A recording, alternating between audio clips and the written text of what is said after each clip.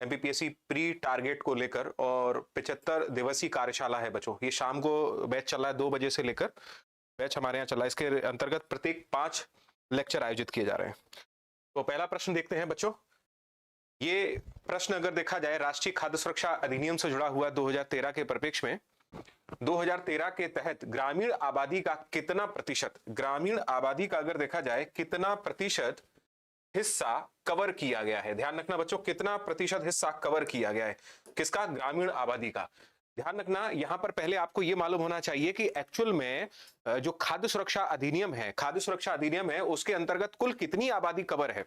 तो अगर मैं कहूं तो ध्यान रखना, ये जो एक्ट है इसके तहत भारत की कुल 67% आबादी को क्या किया गया है, कवर किया गया है। कुल कितनी, 67% आबादी को कवर किया गया है, जिसके अंतर्गत भारत के अगर देखा जाए, भारत के 81 करोड़ लोगों से अधिक, यानी 81 करोड़ से अधिक लोग खाद्य सुरक्षा के दायरे के अंतर्गत रखे गए। कितने लोग हैं, 81 करोड़ से अधिक लोग खाद्य सुरक्षा के दायरे के अंतर्गत हमें देखने को मिलते बच्चों। और प्रश्न के आधार पर जब हम देखते हैं कि एक्चुअल में ग्रामीण आबादी तो 50%, 67%, 75%, तो हमने देखा कि 67% तो कुल आबादी का भाग है, तो ये वाला ऑप्शन तो हमारा हो नहीं सकता। और अगर देखा जाए जब कुल 67% है तो भारत के परिप्रेक्ष्य में और ग्रामीण परिप्रेक्ष्य में अगर देखा जाए तो बच्चों ध्यान रखना, यहां पर शहरी और ग्रामीण को लेकर दोनों आबादी निर्धारित की गई। शहरी परिप्रेक्ष्य में 50% आबादी है और ग्रामीण क्षेत्र के परिप्रेक्ष्य में अगर बच्चों ध्यान रखना 75% आबादी को इसके अंतर्गत क्या किया गया, कवर। तो आंसर हमारा क्या हो जाएगा इसके आधार पर कि ग्रामीण क्षेत्र की कितनी आबादी, 75% आबादी यहां पर हमको देखने को मिलेगी किसके अंतर्गत कवर है। बिल्कुल सही answer, B answer is right answer है ना। बी आंसर नहीं, बी आंसर नहीं, बी आंसर तो आपका 67 है बेटो, है ना। तो बी आंसर राइट नहीं है, बी सी आंसर अगर देखा जाए। प्रश्न देखो, प्रश्न को फिर से समझो, प्रश्न क्या कह रहा है के तहत ग्रामीण आबादी का कितना प्रतिशत, ग्रामीण आबादी का कितना प्रतिशत हिस्सा शामिल है। तो 67% तो भारत की आबादी है, 67% कुल भारत की आबादी को रखा गया है। बिल्कुल समझ गए। तो ऐसी स्थिति में अगर देखा जाए ग्रामीण परिप्रेक्ष्य की जब हमसे आबादी पूछी गई है तो उस आधार पर हम देखेंगे तो 75% है और शहरी क्षेत्र की 50, दोनों का एवरेज निकालोगे तो लगभग 67 तक पहुंच जाएगा हमारा। ठीक है, तो ऐसी स्थिति में भी ध्यान रखना। तो यहां पर अगर देखा जाए 67% आबादी जो है वो कुल भारत की है, जिसमें ग्रामीण आबादी क्या है यहां पर ज्यादा है। ठीक है, जी जी जी,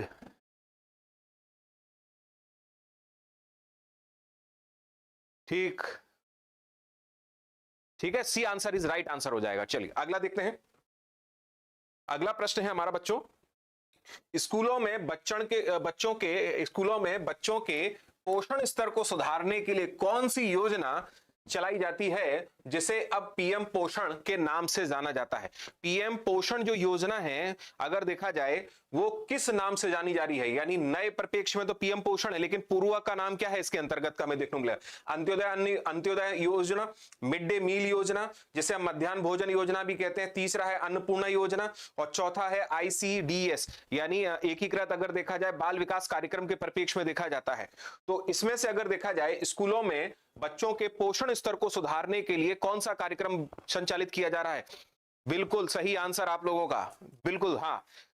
एस्पिरेंट कोहली जी ने बी आंसर दिया है इसमें, हिफाज ने भी बी आंसर दिया है, अवंती का भी बी आंसर है इसके अंतर्गत। एस्पिरेंट कह रहे हैं कि सर 1995 मिड डे मील के अंतर्गत।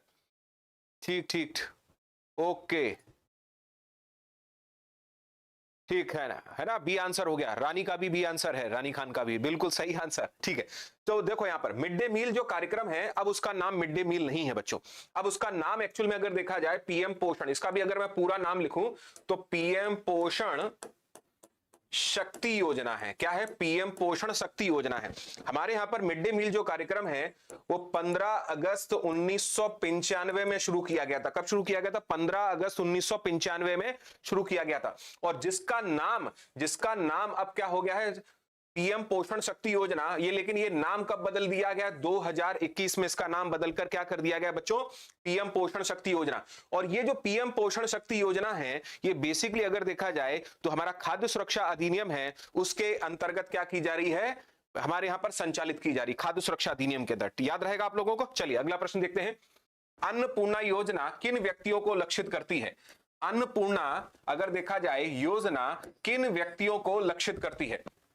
अगर हम बात करें, पहला ऑप्शन है स्कूल जाने वाले बच्चों को, दूसरा है गर्भवती महिलाओं को, तीसरा है ऐसे वरिष्ठ नागरिक जिन्हें वृद्धावस्था पेंशन नहीं मिल रही है, चौथा एक ऑप्शन देखा जाए बेरोजगार युवाओं के परिप्रेक्ष्य में।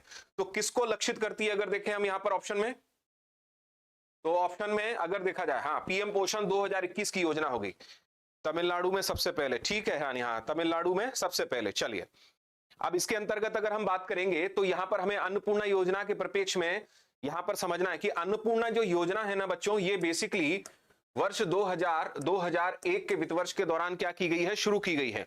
यहां पर फोकस रखा गया है कि गरीब वर्ग के ऐसे व्यक्ति जिनकी आयु 65 वर्ष से क्या है, अधिक है, 65 वर्ष से अधिक है, 65 वर्ष से अधिक आयु के व्यक्तियों के लिए क्या की गई है, शुरू की गई है।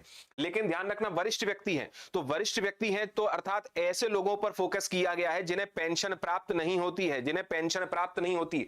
तो ध्यान रखना अन्नपूर्णा योजना यहां पर सी आंसर होगा, ऐसे वरिष्ठ नागरिक जिन्हें वृद्धावस्था में पेंशन प्राप्त नहीं मिल रही। और साथ ही साथ अगर देखा जाए वो किस रेखा के अंतर्गत आते हैं, गरीबी वर्ग, यानी गरीब वर्ग की रेखा के अंतर्गत आते हैं, जिनकी आयु कितनी है, यहां पर अगर देखा जाए 65 वर्ष से अधिक की आयु के लोग हमें जो देखने को मिलते हैं, उनके लिए सरकार द्वारा क्या की गई है, अन्नपूर्णा योजना शुरू की गई है। तो याद रहेगा आप लोगों को। सर जी मेंस की क्लासेस स्टार्ट करें क्योंकि प्रीलिम्स बहुत लेट है अपनी। मेंस की क्लास ऑलरेडी चल रही हैं, है ना, मेंस की क्लास क्या कर रही हैं, ऑलरेडी चल रही हैं।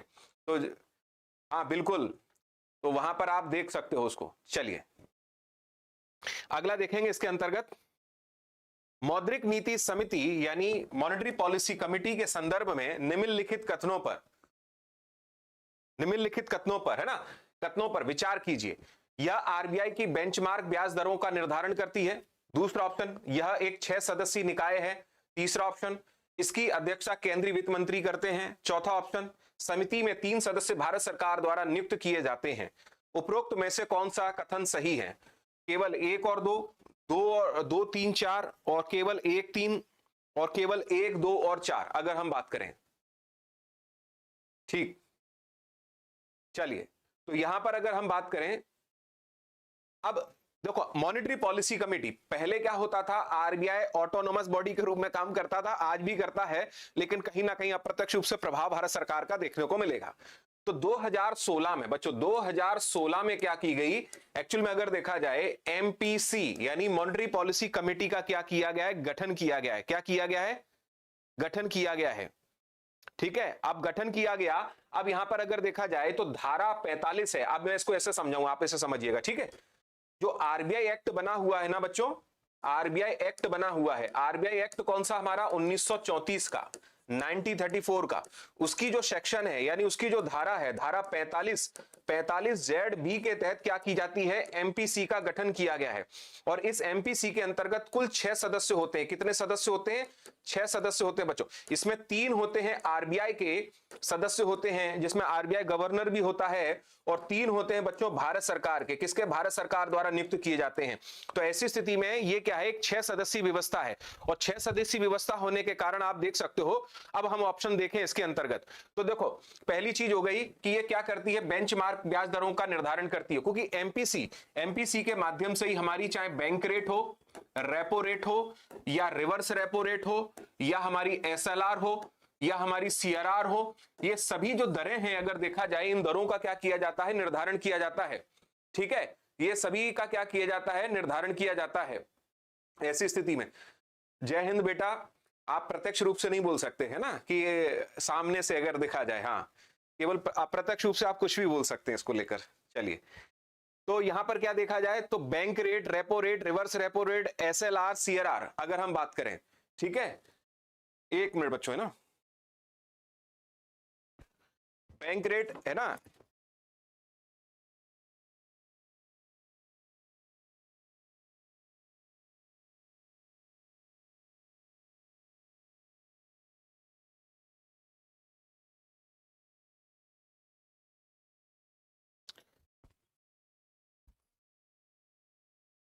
तो अगर हम यहां पर बात करें, ध्यान रखना बच्चों कि ये जो समिति है उसमें क्या किया जाता है, यहां पर बेंचमार्क ब्याज दरों का निर्धारण किया जाता है इसके अंतर्गत। ठीक, अब ये जो बैंक जो निर्धारण किया जाता है वो क्या करती है, लिक्विडिटी पर कंट्रोल करने का कार्य करती है मुद्रास्फीति के परिप्रेक्ष्य में अगर देखें बच्चों।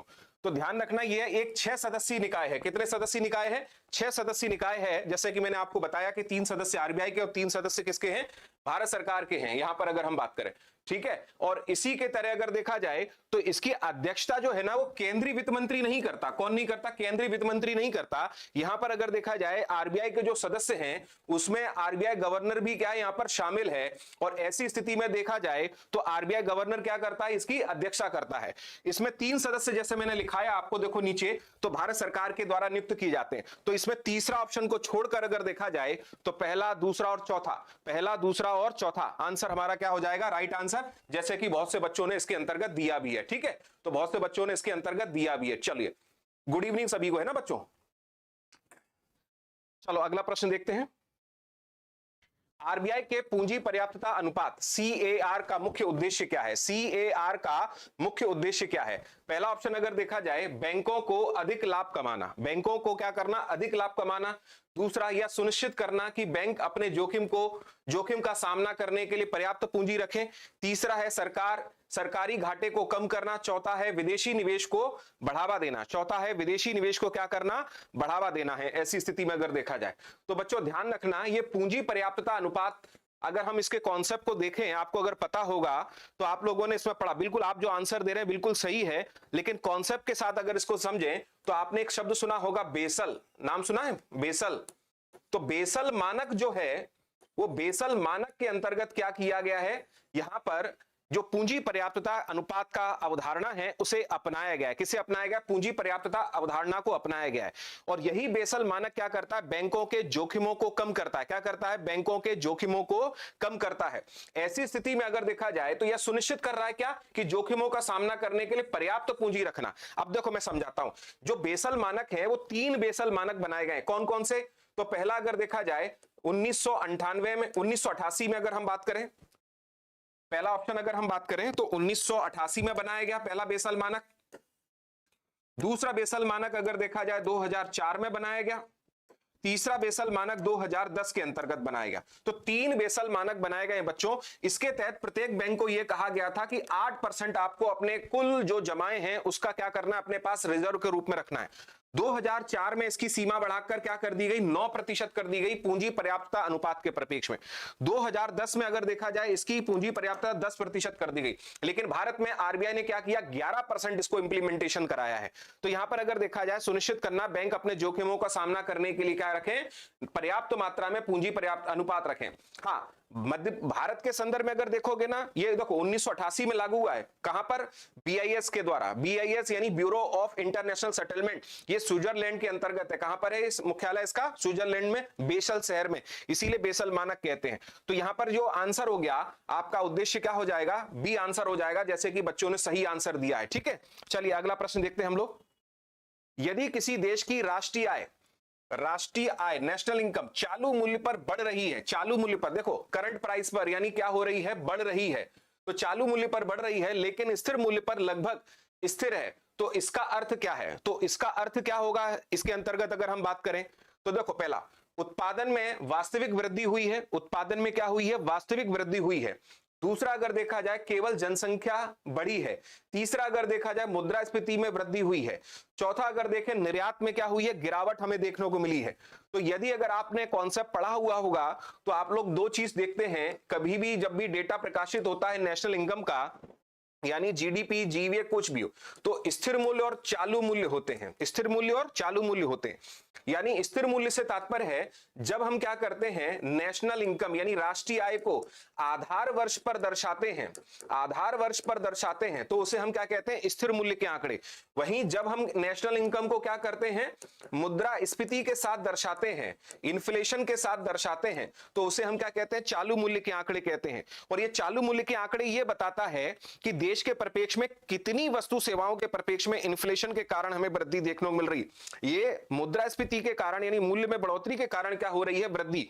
क्या वास्तविक परिप्रेक्ष्य में वृद्धि हुई कि नहीं हुई? तो यही प्रश्न यहां पर पूछा गया है बच्चों। अगर आपने समझा होगा, यदि किसी देश की राष्ट्रीय आय चालू मूल्य पर बढ़ रही है, मान लो यहां पर तो वृद्धि होती जा रही है लेकिन स्थिर मूल्य पर लगभग स्थिर है, तो इसका मतलब उत्पादन नहीं बढ़ रहा है। इसका मतलब उत्पादन नहीं बढ़ रहा, इन्फ्लेशन बढ़ रही है, उत्पादन नहीं बढ़ रहा है। उत्पादन नहीं बढ़ रहा है मतलब इन्फ्लेशन क्या है? मुद्रास्फीति में क्या हो रही है बच्चों? वृद्धि हो रही है। तो ऐसी स्थिति में अगर देखा जाए तो यहां पर क्या आंसर आ जाएगा? तो इसका अर्थ यह है मुद्रास्फीति में वृद्धि हुई है।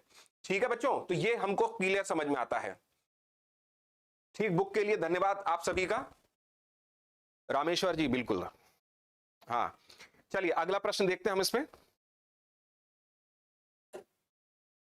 उपभोक्ता मूल्य सूचकांक, आप लोगों ने अगर ध्यान दिया हो, एक उपभोक्ता मूल्य सूचकांक होता है जो कि एनएसओ द्वारा जारी किया जाता है, या जिसे हम कहते हैं सीपीआई शॉर्ट के अंतर्गत कंज्यूमर प्राइस इंडेक्स कहते हैं, जो राष्ट्रीय सांख्यिकी कार्यालय है हमारा वहां से जारी होता है।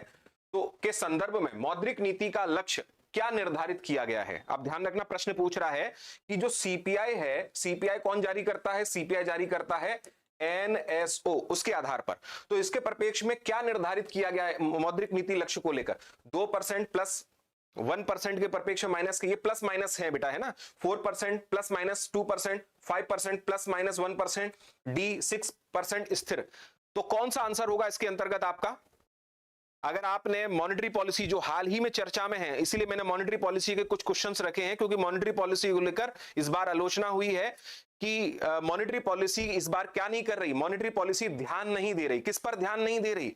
वो ध्यान नहीं दे रही हमारे रुपये के कमजोर होने पर। इसलिए यहां से प्रश्न बनने की क्या है? संभावनाएं इस बार ज्यादा देखने को मिल रही हैं बच्चों।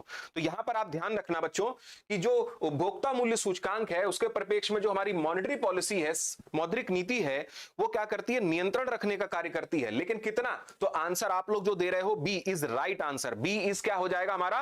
Right answer. आप समझना, यहां पर होता क्या है कि मौद्रिक जो नीति है, जो मॉनेटरी पॉलिसी हमारी कमेटी क्या करती है, इसे इस तरह से अगर देखा जाए मेंटेन करने की कोशिश करती है। यानी इन्फ्लेशन की जो रेट है उसे 2%, 4%, 6%, यानी ये गैप को मेंटेन करने की वो कोशिश करेगी। अगर वो 6 तक पहुंचे तो पुनः वापस लाए, 2 तक पहुंचे फिर वापस लाए। यानी कोशिश ये रहती है कि 4% के नियरेस्ट क्या रहे? हमारी इन्फ्लेशन रहे। जो इन्फ्लेशन अगर 4% के नियरेस्ट रहेगी तो ये अर्थव्यवस्था के लिए हेल्दी होती है। ये अर्थव्यवस्था के लिए क्या होती है? हेल्दी। और अगर इससे ज्यादा बढ़ती है तो अर्थव्यवस्था के लिए नुकसानदेह, अगर इससे कम हो जाती है तो भी अर्थव्यवस्था के लिए नुकसानदेह। अब देखो 6% से ज्यादा अगर इन्फ्लेशन रेट बढ़ेगी तो फिर क्या होगी? यहां पर अगर हम बात करें तो यहां पर हमें समस्या देखने को मिलेगी, महंगाई की दर बढ़ने लगेगी। और यहां पर अगर देखा जाए जब 2% से कम हो जाएगी तो मंदी की स्थिति हमें देखने को मिलेगी। जो हमें कोशिश करनी है कि इसे 4% के नियरेस्ट रखा जाए इसी गैप के अंतर्गत। तो मॉनेटरी पॉलिसी कमेटी के अंतर्गत 4% का फॉर्मूला यही देखने को मिलता है। याद रहेगा आप लोगों को? चलिए, वैसे आप सभी ने आंसर सही दिए हैं, है ना। अगला प्रश्न देखते हैं बच्चों। भारत में आधुनिक बैंकिंग के उद्भव के संदर्भ में निम्नलिखित कथनों पर विचार कीजिए। ठीक है, विचार कर लेंगे। विचार करने के लिए हमें कह रहे हैं वो। तो पहला ऑप्शन दिया बैंक ऑफ हिंदुस्तान, भारत में स्थापित होने वाला पहला बैंक था, पहला बैंक था अगर देखा जाए। दूसरा प्रेसिडेंसी बैंक, बंगाल, बॉम्बे, मद्रास को मिलाकर 1921 में इंपीरियल बैंक ऑफ इंडिया बनाया गया था। तीसरा ऑप्शन है बच्चों इंपीरियल बैंक ऑफ इंडिया का राष्ट्रीयकरण करके 1955 में इसे भारतीय रिजर्व बैंक नाम दिया गया है। क्या नाम दिया गया है? भारतीय रिजर्व बैंक नाम दिया गया है। ठीक है, अब यहीं पर अगर देखा जाए उपरोक्त में से कौन सा कथन सत्य है?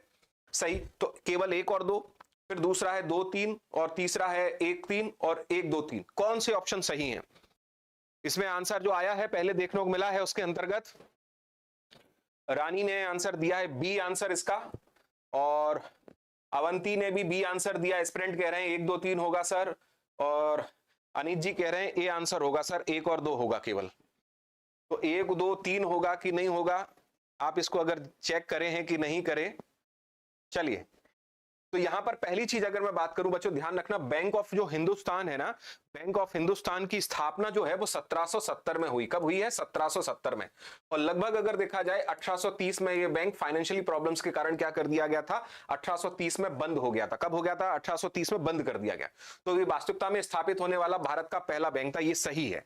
दूसरा प्रेसिडेंसीज बैंक, अगर बिल्कुल देखा जाए तो बैंक ऑफ बंगाल जिसकी स्थापना अगर मैं बात करूंगा, यहां पर ध्यान रखना, ये बैंक ऑफ बंगाल की स्थापना 1806 में हुई थी।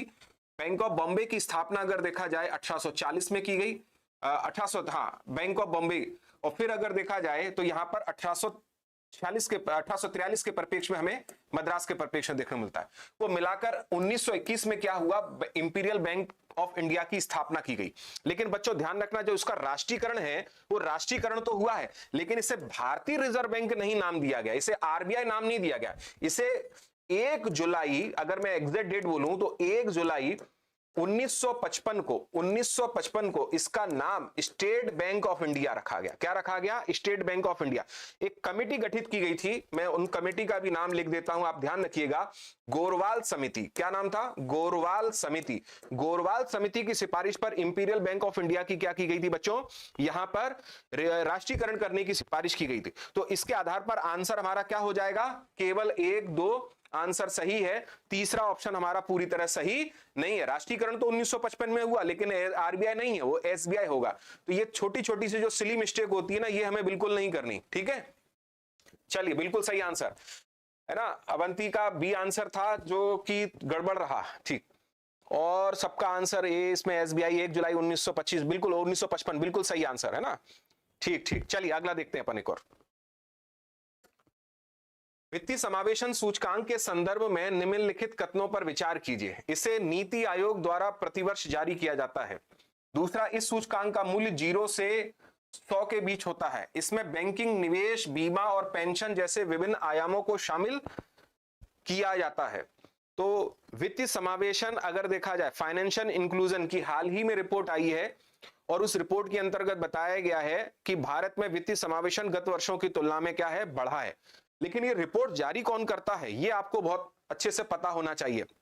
अगर आपने करंट के क्वेश्चन पढ़े हैं तो उसी से जुड़ा हुआ एक इकोनॉमी का क्वेश्चन है। हालांकि वित्तीय समावेशन अगर देखा जाए तो आपके मेंस की यूनिट 2 के अंतर्गत है इकोनॉमी में, लेकिन करंट में इकोनॉमी का क्वेश्चन है, तो जिसके बिहाफ पर मैंने आपसे पूछा है, ठीक है।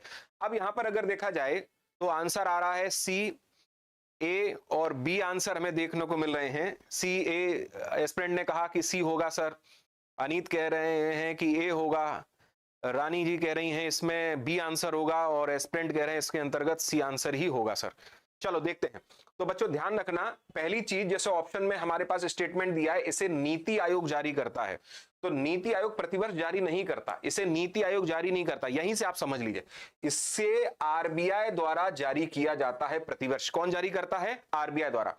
इस सूचकांक का मूल्य अगर देखा जाए 0 से 100, तो बिल्कुल सही, 0 से 100 के लिए रखा गया है। कितने से? 0 से 100 के लिए रखा गया है ऐसी स्थिति में, ठीक है। नीति आयोग की स्थापना 1 जनवरी 2015 में हुई है, वो ठीक है, लेकिन प्रश्न यहां पर रानी जी ये जो है वो वित्तीय समावेशन को लेकर है, ठीक है, आप उसको समझिए। अभिषेक का आंसर है इसके अंतर्गत बी कह रहे हैं। चलो अभिषेक समझिए, 2 और 3 तुम्हारा सही है कि नहीं? वो भी सही है। तो इसमें बैंकिंग, हाँ ये देखो सेकंड स्टेटमेंट जो मैं बोल रहा था वो सही है ना, 0 से 100 के बीच होता है। इसमें बैंकिंग, निवेश, बीमा और पेंशन जैसे विभिन्न आयामों को क्या किया गया है बच्चों? पेंशन अगर देखा जाए आयामों को शामिल तो किया गया है, लेकिन इसको शामिल करने के साथ साथ यहां तक लोगों की पहुंच है या नहीं? आयामों में शामिल है, लेकिन अगर देखा जाए आयामों के अंतर्गत शामिल है, ठीक। चलो समझो इसको, समझो आप लोग, है ना। तो यहां पर ध्यान रखना, इसमें 3 घटक होते हैं, यानी इसके जो मापन है, इसका जो मापन है, इसके 3 मापन होते हैं। एक होता है पहुंच, दूसरा होता है अगर देखा जाए उपयोग, और तीसरा होता है बच्चों अगर मैं बात करूं गुणवत्ता। लेकिन ये होते किसके परिप्रेक्ष्य में? बैंकिंग, निवेश, बीमा, पेंशन जैसी सुविधाओं के परिप्रेक्ष्य में। क्योंकि वित्त समावेशन शब्द का अर्थ यही होता है कि लोगों तक बैंकिंग की पहुंच हो, उनकी बचत को बढ़ावा मिले, वो भी निवेश कर सके, वो बीमा की सुविधाओं का लाभ ले सके, पेंशन स्कीमों का लाभ ले सके, तो पूरी तरह से वित्तीय समावेशन की प्रक्रिया में क्या हो जाए? जुड़ जाए। जब जुड़ जाए, लेकिन वहां तक क्या हो? उनकी पहुंच हो, वो उपयोग कर रहे हो इन सभी चीजों का, वो इसके परिप्रेक्ष्य में जो उपयोग कर रहे हैं उसकी गुणवत्ता का भी क्या करें? ध्यान दें। आरबीआई को ध्यान नहीं दिया, ठीक, कोई बात नहीं, आरबीआई करता है बेटा, है ना, इसका कोई बात नहीं। तो यहां पर आंसर क्या हो जाएगा हमारा? सेकंड हो जाएगा इसके अंतर्गत, और थर्ड हमें देखने को मिलेगा। तो आंसर हो जाएगा बी। ठीक है, आंसर क्या हो जाएगा? बी। अब बच्चों मैं बता देता हूं, आरबीआई की 2025 की रिपोर्ट में अगर देखा जाए भारत सरकार को कुल यहां पर वित्तीय समावेशन के परिप्रेक्ष्य में 67 अंक प्राप्त हुए। कितने में से? 100 यानी गुणवत्ता के परिप्रेक्ष्य में दर्शाता है, और ये निम्न गुणवत्ता वित्तीय समा 0 मतलब निम्न गुणवत्ता वित्तीय समावेशन की दर्शाता है। तो ऐसी स्थिति में कितने अंक प्राप्त हुए? में 67 अंक प्राप्त हुए। अगर 2024 की रिपोर्ट की बात करूं तो ध्यान रखना 64.2 अंक हमें प्राप्त हुए थे। तो पिछले वर्ष की तुलना में इस बार क्या है? अंक बढ़े हैं। ठीक है, चलिए आंसर हो गया बी। अगला देखते हैं अपन। निम्नलिखित जीआई टैग उत्पादों को उनके संबंधित जिलों से सही मिलान कीजिए। ठीक है, मिलान कर लेते हैं जीआई टैग के परिप्रेक्ष्य में। पहला ऑप्शन है चंदेरी साड़ी, अगर देखा जाए अशोकनगर पहला ऑप्शन इसके अंतर्गत। दूसरा बाग प्रिंट हमारे धार के परिप्रेक्ष्य में। तीसरा महेश्वर साड़ी खरगोन के परिप्रेक्ष्य में। नीचे दिए गए कूटों को सही उत्तर चुनिए। तो ऑप्शन क्या होगा इसके अंतर्गत आप लोगों का? हाँ हाफिज बिल्कुल सही, 67 है। भारत का, मध्य प्रदेश का नहीं है एस्पिरेंट। भारत के परिप्रेक्ष्य में 67 अंक प्राप्त हो रहे हैं, है ना, भारत का स्कोर जारी किया था। बिल्कुल ठीक। हाँ, तो यहां पर अगर देखा जाए नीचे दिए गए कूट से सही उत्तर हमें चुनने हैं। तो सही उत्तर चुनने ऐसी स्थिति में अगर हम बात करेंगे जीआई टैग को लेकर, तो जीआई टैग के लेकर क्या स्थिति बनता है? ऑप्शन ए, बी, सी और डी। ध्यान रखना इस बार जीआई टैग चर्चा में है क्योंकि मध्य प्रदेश को हाल ही में कुछ नए जीआई टैग प्राप्त हुए हैं। तो उसको ध्यान में रखते हुए आप इस बिंदु के जितने भी जीआई टैग आ रहे हैं उनकी सभी की एक लिस्ट जरूर बना के रखिएगा और उसके आधार पर उत्तर दीजिएगा। तो यहां पर अगर देखा जाए जो चंदेरी की साड़ी है वो बिल्कुल अगर हम बात करें मध्य प्रदेश का पहला जीआई टैग है और अशोकनगर को प्राप्त हुआ। वही बाग प्रिंट अगर देखा जाए धार जिले के परिप्रेक्ष्य में है और महेश्वर की साड़ी अगर देखा जाए खरगोन जिले के परिप्रेक्ष्य में। तो मध्य प्रदेश का पहला जीआई टैग अशोकनगर यानी चंदेरी की साड़ी को मिला था 2005 के अंतर्गत, ध्यान रखिएगा। अभी वर्तमान में आपने देखा होगा हाल ही में पन्ना जिले के परिप्रेक्ष्य में जो हमारा डायमंड पाया जाता है उसको जीआई टैग मिला है। इससे पहले अगर देखें बैतूल के परिप्रेक्ष्य में जो भेरवा जो शिल्प है, धातु शिल्प है, उसको जीआई टैग मिल गया है। ग्वालियर के परिप्रेक्ष्य में पेपर मैश शिल्प को मिला है, वहीं पत्थर शिल्प ग्वालियर को भी मिला है। और वहीं अगर देखा जाए छतरपुर के परिप्रेक्ष्य में आप लोगों ने पढ़ा होगा फर्नीचर जो है एक जिला एक उत्पाद के अंतर्गत, उसको भी क्या मिला? जीआई टैग मिला हुआ है। और इसी खजुराहो के परिप्रेक्ष्य में यहां पर अगर देखेंगे धातु शिल्प पत्थर शिल्प को क्या मिला है? खजुराहो के लिए भी जीआई टैग मिला हुआ है। तो टोटल जीआई टैग लगभग हमारे पास कितने हो जाते हैं? 27 हो जाते हैं बच्चों। ठीक है, तो ये बिल्कुल सही। ये कहां का है? 2005 के परिप्रेक्ष्य में। बाग प्रिंट अगर देखा जाएगा, हाँ अशोकनगर 2005, बाग प्रिंट 2018 का बाग प्रिंट। और खरगोन ये क्या लिखा है आपने? रानी ने लिखा है इसके अंतर्गत, चेक करना आप। खजुराहो का स्टोन, हाँ बिल्कुल सही, खजुराहो का स्टोन हाल ही में मिला है। ठीक है, और छतरपुर के अगर देखा जाए फर्नीचर को, अगर हाँ नौगांव छतरपुर के परिप्रेक्ष्य में फर्नीचर को मिला, बिल्कुल सही। चलिए सही उत्तर है आपका, है ना। अगला है निम्नलिखित एसडीजी का मध्य प्रदेश के की नीतिगत प्राथमिकताओं से मिलान कीजिए। अगर देखा जाए यहां पर सूची 1 और सूची 2 के परिप्रेक्ष्य में एसडीजी जो 7 है वो स्वच्छ ऊर्जा को लेकर है, क्या सही है? एसडीजी 11 अगर देखा जाए वन एवं जैव विविधता के परिप्रेक्ष्य में है। एसडीजी 15 के सी सामने लिखा है सतत शहर के परिप्रेक्ष्य है। तो हमें कूट का क्या करना है? जोड़ी बना के मिलान करना है, कौन सा सही है कौन सा सही नहीं है इसके अंतर्गत। तो पहले का क्या होगा, दूसरे का क्या होगा? जोड़ी बनानी, प्राथमिकता से मिलान करना है। ठीक है, मिलान करो प्राथमिकताओं से। अगर देखा जाए पहले का क्या आंसर होगा? ए आंसर आया है एक जने का। सूची 1 का सूची 2 से क्या करना है? मिलान करना है, कौन सी सही है कौन सी सही नहीं है। तो एसडीजी अगर जोड़ी मिलान करने के परिप्रेक्ष्य में अगर देखा जाए तो आप लोगों को एसडीजी में कई बार बोल चुका हूं बच्चों, एसडीजी के पूरे गोल्स आपको जरूर मालूम होने चाहिए। एसडीजी के गोल जरूर मालूम होना चाहिए। बिना जो गोल के आपको अगर किसी को भी 17 लक्ष्य याद नहीं है तो समस्या आ जाएगी। ठीक, कई बच्चों ने ए आंसर दिए हैं इसके अंतर्गत। ए आंसर आ रहे हैं भूपेन का, प्रीति का, आराध्या का, रानी का, एस्प्रेंट का, महेश का। ठीक, सी आंसर भी है इसमें। ठीक, रानी का सी आंसर, सॉरी हाफिज का भी सी आंसर है। चलिए बढ़िया है, देखते हैं। तो मैंने आपको कई बार कहा हूं, जैसे पिछली बार भी कोई ना कोई मैं एसडीजी का एक क्वेश्चन जरूर रखता हूं आप लोगों के लिए, जिससे आप एसडीजी पर फोकस करे रहें। और इसी तरह से क्वेश्चन हमको मिलेगा जोड़ी बनाने के लिए। ठीक है, तो बार बार जोड़ी बनानी पड़ेगी हम लोगों को। ठीक है बच्चों, तो आप यहां पर समझना। यहां पर अगर देखा जाए एसडीजी का जो 7 है, अब देखो मैं आपको बताऊं, जैसे पहले का क्या है? गरीबी, है ना, गरीबी, भुखमरी, है ना। गरीबी अगर देखा जाए, भुखमरी को क्या करना? शांत, मतलब बिल्कुल शून्य कर देना ऐसी स्थिति में। और भुखमरी अगर देखा, भुखमरी रहेगी तो क्या हो जाएगा? स्वास्थ्य खराब हो जाता है हमारा। और स्वास्थ्य के बाद अगर देखा जाए क्या आएगा यहाँ पर, शिक्षा प्रभावित हो जाएगी, और शिक्षा नहीं होगी तो लिंगानुपात क्या होगा, प्रभावित हो जाएगा। तो ये 5 हो गए हमारे, ठीक है। अब यहीं पर अगर देखा जाए तो अगला क्या आ जाएगा, लिंगानुपात समाज में है तो स्वच्छता कैसे बढ़ेगी, अगर हम बात करें तो स्वच्छता को बढ़ावा नहीं मिल पाएगा, तो स्वच्छता नहीं मिल पाएगी अगर हम बात करें।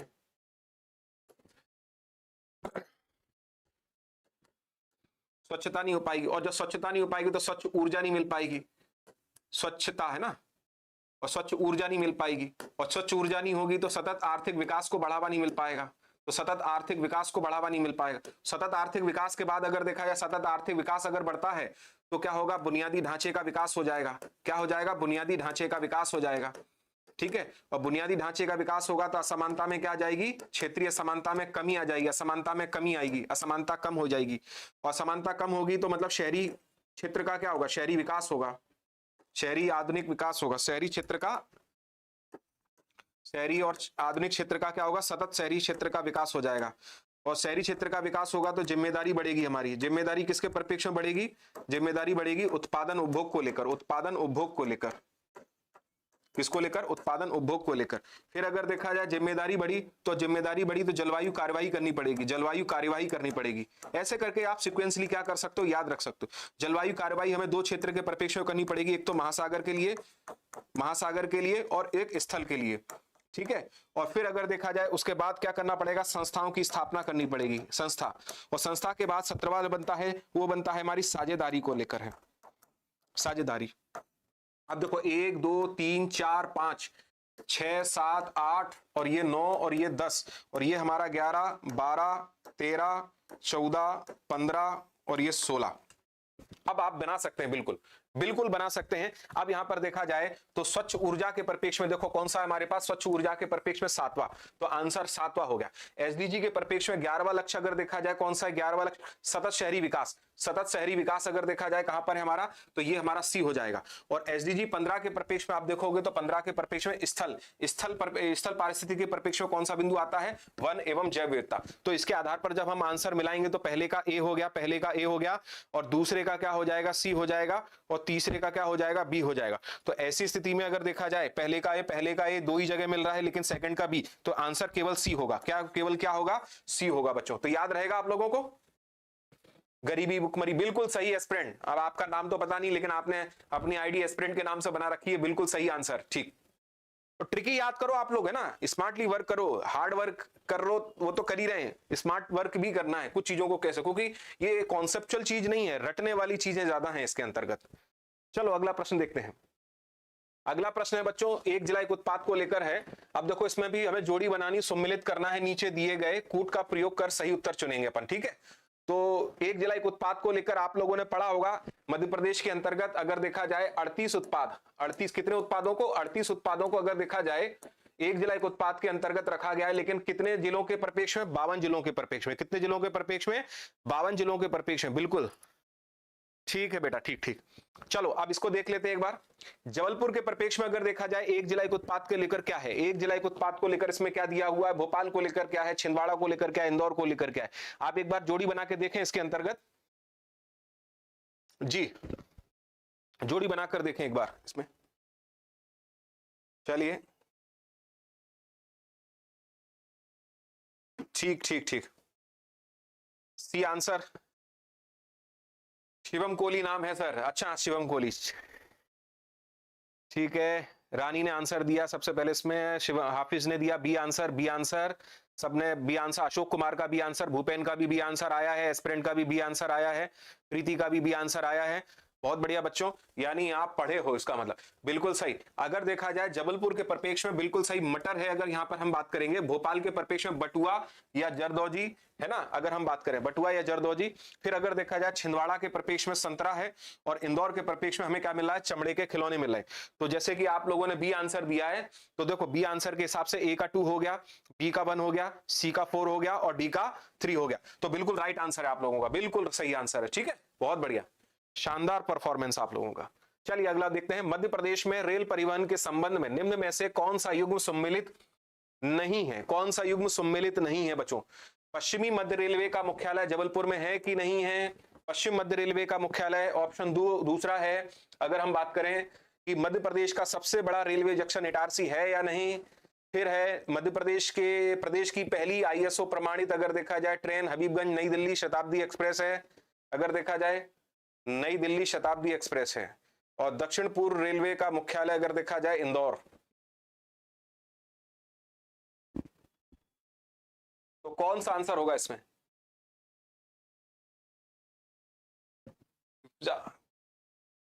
अच्छा हिफ्जा खान, ठीक ठीक ठीक, हिफ्जा, ओके बेटा ओके, हिफ्जा खान। क्योंकि यहां से क्या है, स्क्रीन दूर लगी हुई है तो हमें प्रॉपर दिख नहीं पाता कई बार नाम। चलिए ठीक, चलिए ठीक ठीक। तो पहला अगर देखा जाए बच्चों, यहां पर पश्चिम मध्य रेलवे का मुख्यालय जो है ना वो जबलपुर में है। कहां पर है? जबलपुर में है। वहीं दूसरा अगर देखा जाए मध्य प्रदेश का सबसे बड़ा रेलवे जंक्शन अगर हम बात करें इटारसी है, और हम जानते हैं इटारसी है क्योंकि सबसे ज्यादा यहीं पर निकलती है।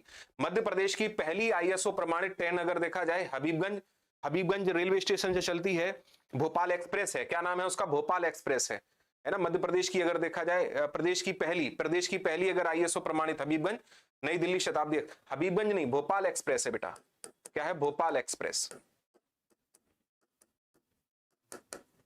आईएसओ प्रमाणित अगर हम बात करेंगे तो भोपाल एक्सप्रेस है, हबीबगंज से चलती है नई दिल्ली के लिए, शताब्दी नहीं, उसका नाम क्या है? भोपाल एक्सप्रेस, ये टाई है ना। और यहां पर अगर देखा जाए दक्षिण पूर्व मध्य रेलवे का मुख्यालय इंदौर, ये भी नहीं, ये टाइपिंग मिस्टेक है बेटा थोड़ा सा ना, शताब्दी एक्सप्रेस नहीं होगा, ये भोपाल एक्सप्रेस होगा। और भोपाल एक्सप्रेस के ब्याप पर ये आंसर डी हो जाएगा इसका, ठीक है, क्योंकि इंदौर में नहीं है, ये है कहां पर? दक्षिण पूर्व मध्य रेलवे, ये छत्तीसगढ़ के अंतर्गत आता है, छत्तीसगढ़ के बिलासपुर के अंतर्गत आता है। कहां पर आता है? छत्तीसगढ़ के बिलासपुर के अंतर्गत। वो टाइपिंग मिस्टेक हो गया है, तो भोपाल एक्सप्रेस है। वो कौन सी एक्सप्रेस होगी? भोपाल एक्सप्रेस, ठीक है, बिल्कुल बिल्कुल। तो कोई बात नहीं, इसमें आप इसको करेक्ट कर लीजिए, उसको भोपाल एक्सप्रेस अपन अगर यहां पर क्या कर देते हैं, भोपाल एक्सप्रेस कर देते हैं, तो स्टेटमेंट क्या हो जाएगा? ये सही है, ये सही हो जाएगा और ये भी सही हो जाएगा। और लेकिन अगर देखा जाए इंदौर में तो किसी प्रकार से है ही नहीं है, तो ऐसी स्थिति में अगर देखा जाए छत्तीसगढ़ के कहां पर? बिलासपुर के अंतर्गत हमें देखने मिलता है, तो आंसर इसके व्याप पर क्या हो जाएगा? डी हो जाएगा, है ना। बी नहीं होगा बेटा, डी होगा, है ना अशोक। चलिए अगला देखते हैं। नर्मदा एक्सप्रेसवे परियोजना के संबंध में निम्नलिखित कथनों में से कौन सा कथन सत्य है? यह एक्सप्रेसवे केवल मध्य प्रदेश और राजस्थान को जोड़ेगा। दूसरा है, यह मध्य प्रदेश का सबसे लंबा प्रस्तावित एक्सप्रेसवे है जो अमरकंटक को अलीराजपुर से जोड़ेगा। इसकी कुल लंबाई केवल 500 किलोमीटर निर्धारित की गई है। यह केवल औद्योगिक क्षेत्र को जोड़ेगा, इसका कृषि से कोई संबंध नहीं है।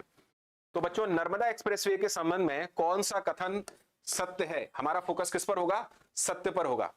सर जी हमें लग भी रहा था कि सी डी और गलत है। नहीं, हो जाता है कई बार, टाइपिंग मिस्टेक हो गया, वो शताब्दी एक्सप्रेस भोपाल एक्सप्रेस होना चाहिए था, शताब्दी लिखा गया, ठीक है, चलिए कोई बात नहीं। हाँ, इसका आंसर क्या होगा? इसका आंसर अगर देखा जाए जैसे ठीक ओली जी ने दिया है इसमें ए आंसर, इसका ए आंसर सत्य है। और दूसरा बी आंसर आया है, रानी का बी आंसर आया है, भूपेन का भी बी आंसर आया है। और जल्दी जल्दी कमेंट करें अपने बच्चों। हाँ, प्रीति का भी बी आंसर आया है इसके अंतर्गत। चलिए जी जी जी, हाफिज हिफ्जा, हाँ हिफ्जा का बी आंसर आया है इसके अंतर्गत। तो देखो बच्चों बिल्कुल सही आंसर आप लोग दे रहे हैं। यह एक्सप्रेसवे अगर देखा जाए केवल मध्य प्रदेश और राजस्थान को जोड़ेगा, गलत है। ये अगर देखा जाए बच्चों ध्यान रखना, ये एक्सप्रेसवे अगर मैं बात करूं गुजरात से आ रहा है। कहां से आ रहा है? गुजरात से एमपी से अगर देखा जाए फिर कहां चला जाएगा? छत्तीसगढ़। लगभग बच्चों 1300 किलोमीटर का है। कितने किलोमीटर का? लगभग 1300 किलोमीटर का ये एक्सप्रेसवे बन रहा है, नर्मदा एक्सप्रेसवे। और ये मध्य प्रदेश का सबसे लंबा एवं प्रस्तावित एक्सप्रेसवे है, तो हम इसको कहेंगे बिल्कुल सही। लगभग अगर देखा जाए 867 किलोमीटर, मध्य प्रदेश में अगर देखा जाए इससे बड़ा अभी तक कोई भी एक्सप्रेसवे नहीं है, तो लगभग 867 किलोमीटर है, जो बेसिकली अलीराजपुर और अमरकंटक को क्या करता है? जोड़ता है। अगर देखा जाए अमरकंटक और अलीराजपुर, इसकी कुल लंबाई 500 किलोमीटर है, तो 500 किलोमीटर तो है, निर्धारित नहीं है जैसे कि मैंने बताया, तो ये भी क्या हो गया? गलत हो गया। तो पहला स्टेटमेंट भी गलत है, दूसरा सही है, तीसरा गलत हो गया। या केवल अगर देखा जाए औद्योगिक क्षेत्र को जोड़ेगा, देखो यहां पर क्या लिखा है शब्द केवल थोड़ी, औद्योगिक और कृषि सभी क्षेत्रों के परिप्रेक्ष्य से जोड़ने की बात कर रहा है, इसका कृषि से कोई संबंध नहीं है। नहीं, गलत है, ये स्टेटमेंट भी क्या हो गया? गलत हो जाएगा। तो आंसर क्या हो गया बच्चों? केवल और केवल हो जाएगा, बी आंसर हो जाएगा, ठीक है। अगला प्रश्न है G20 के संदर्भ में ट्रोइका जो शब्द है, ट्रोइका शब्द अगर देखा जाए शब्द का क्या अर्थ है? ट्रोइका शब्द का क्या अर्थ है? G20 आप लोगों ने पढ़ा होगा, उस G20 के परिप्रेक्ष्य में ट्रोइका एक वर्ड आता है। उस ट्रोइका का संबंध किससे है? 3 सबसे विकसित अर्थव्यवस्थाएं, दूसरा है वर्तमान, पिछला और आगामी अध्यक्षता करने वाले देश।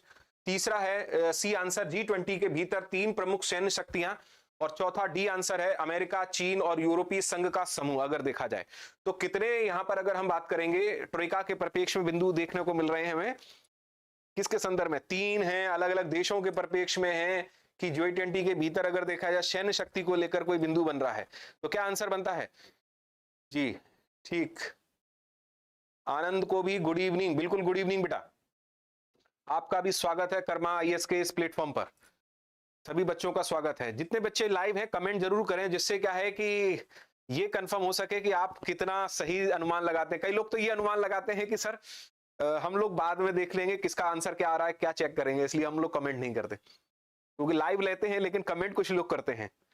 15 का B answer, B answer, B answer, ठीक ठीक।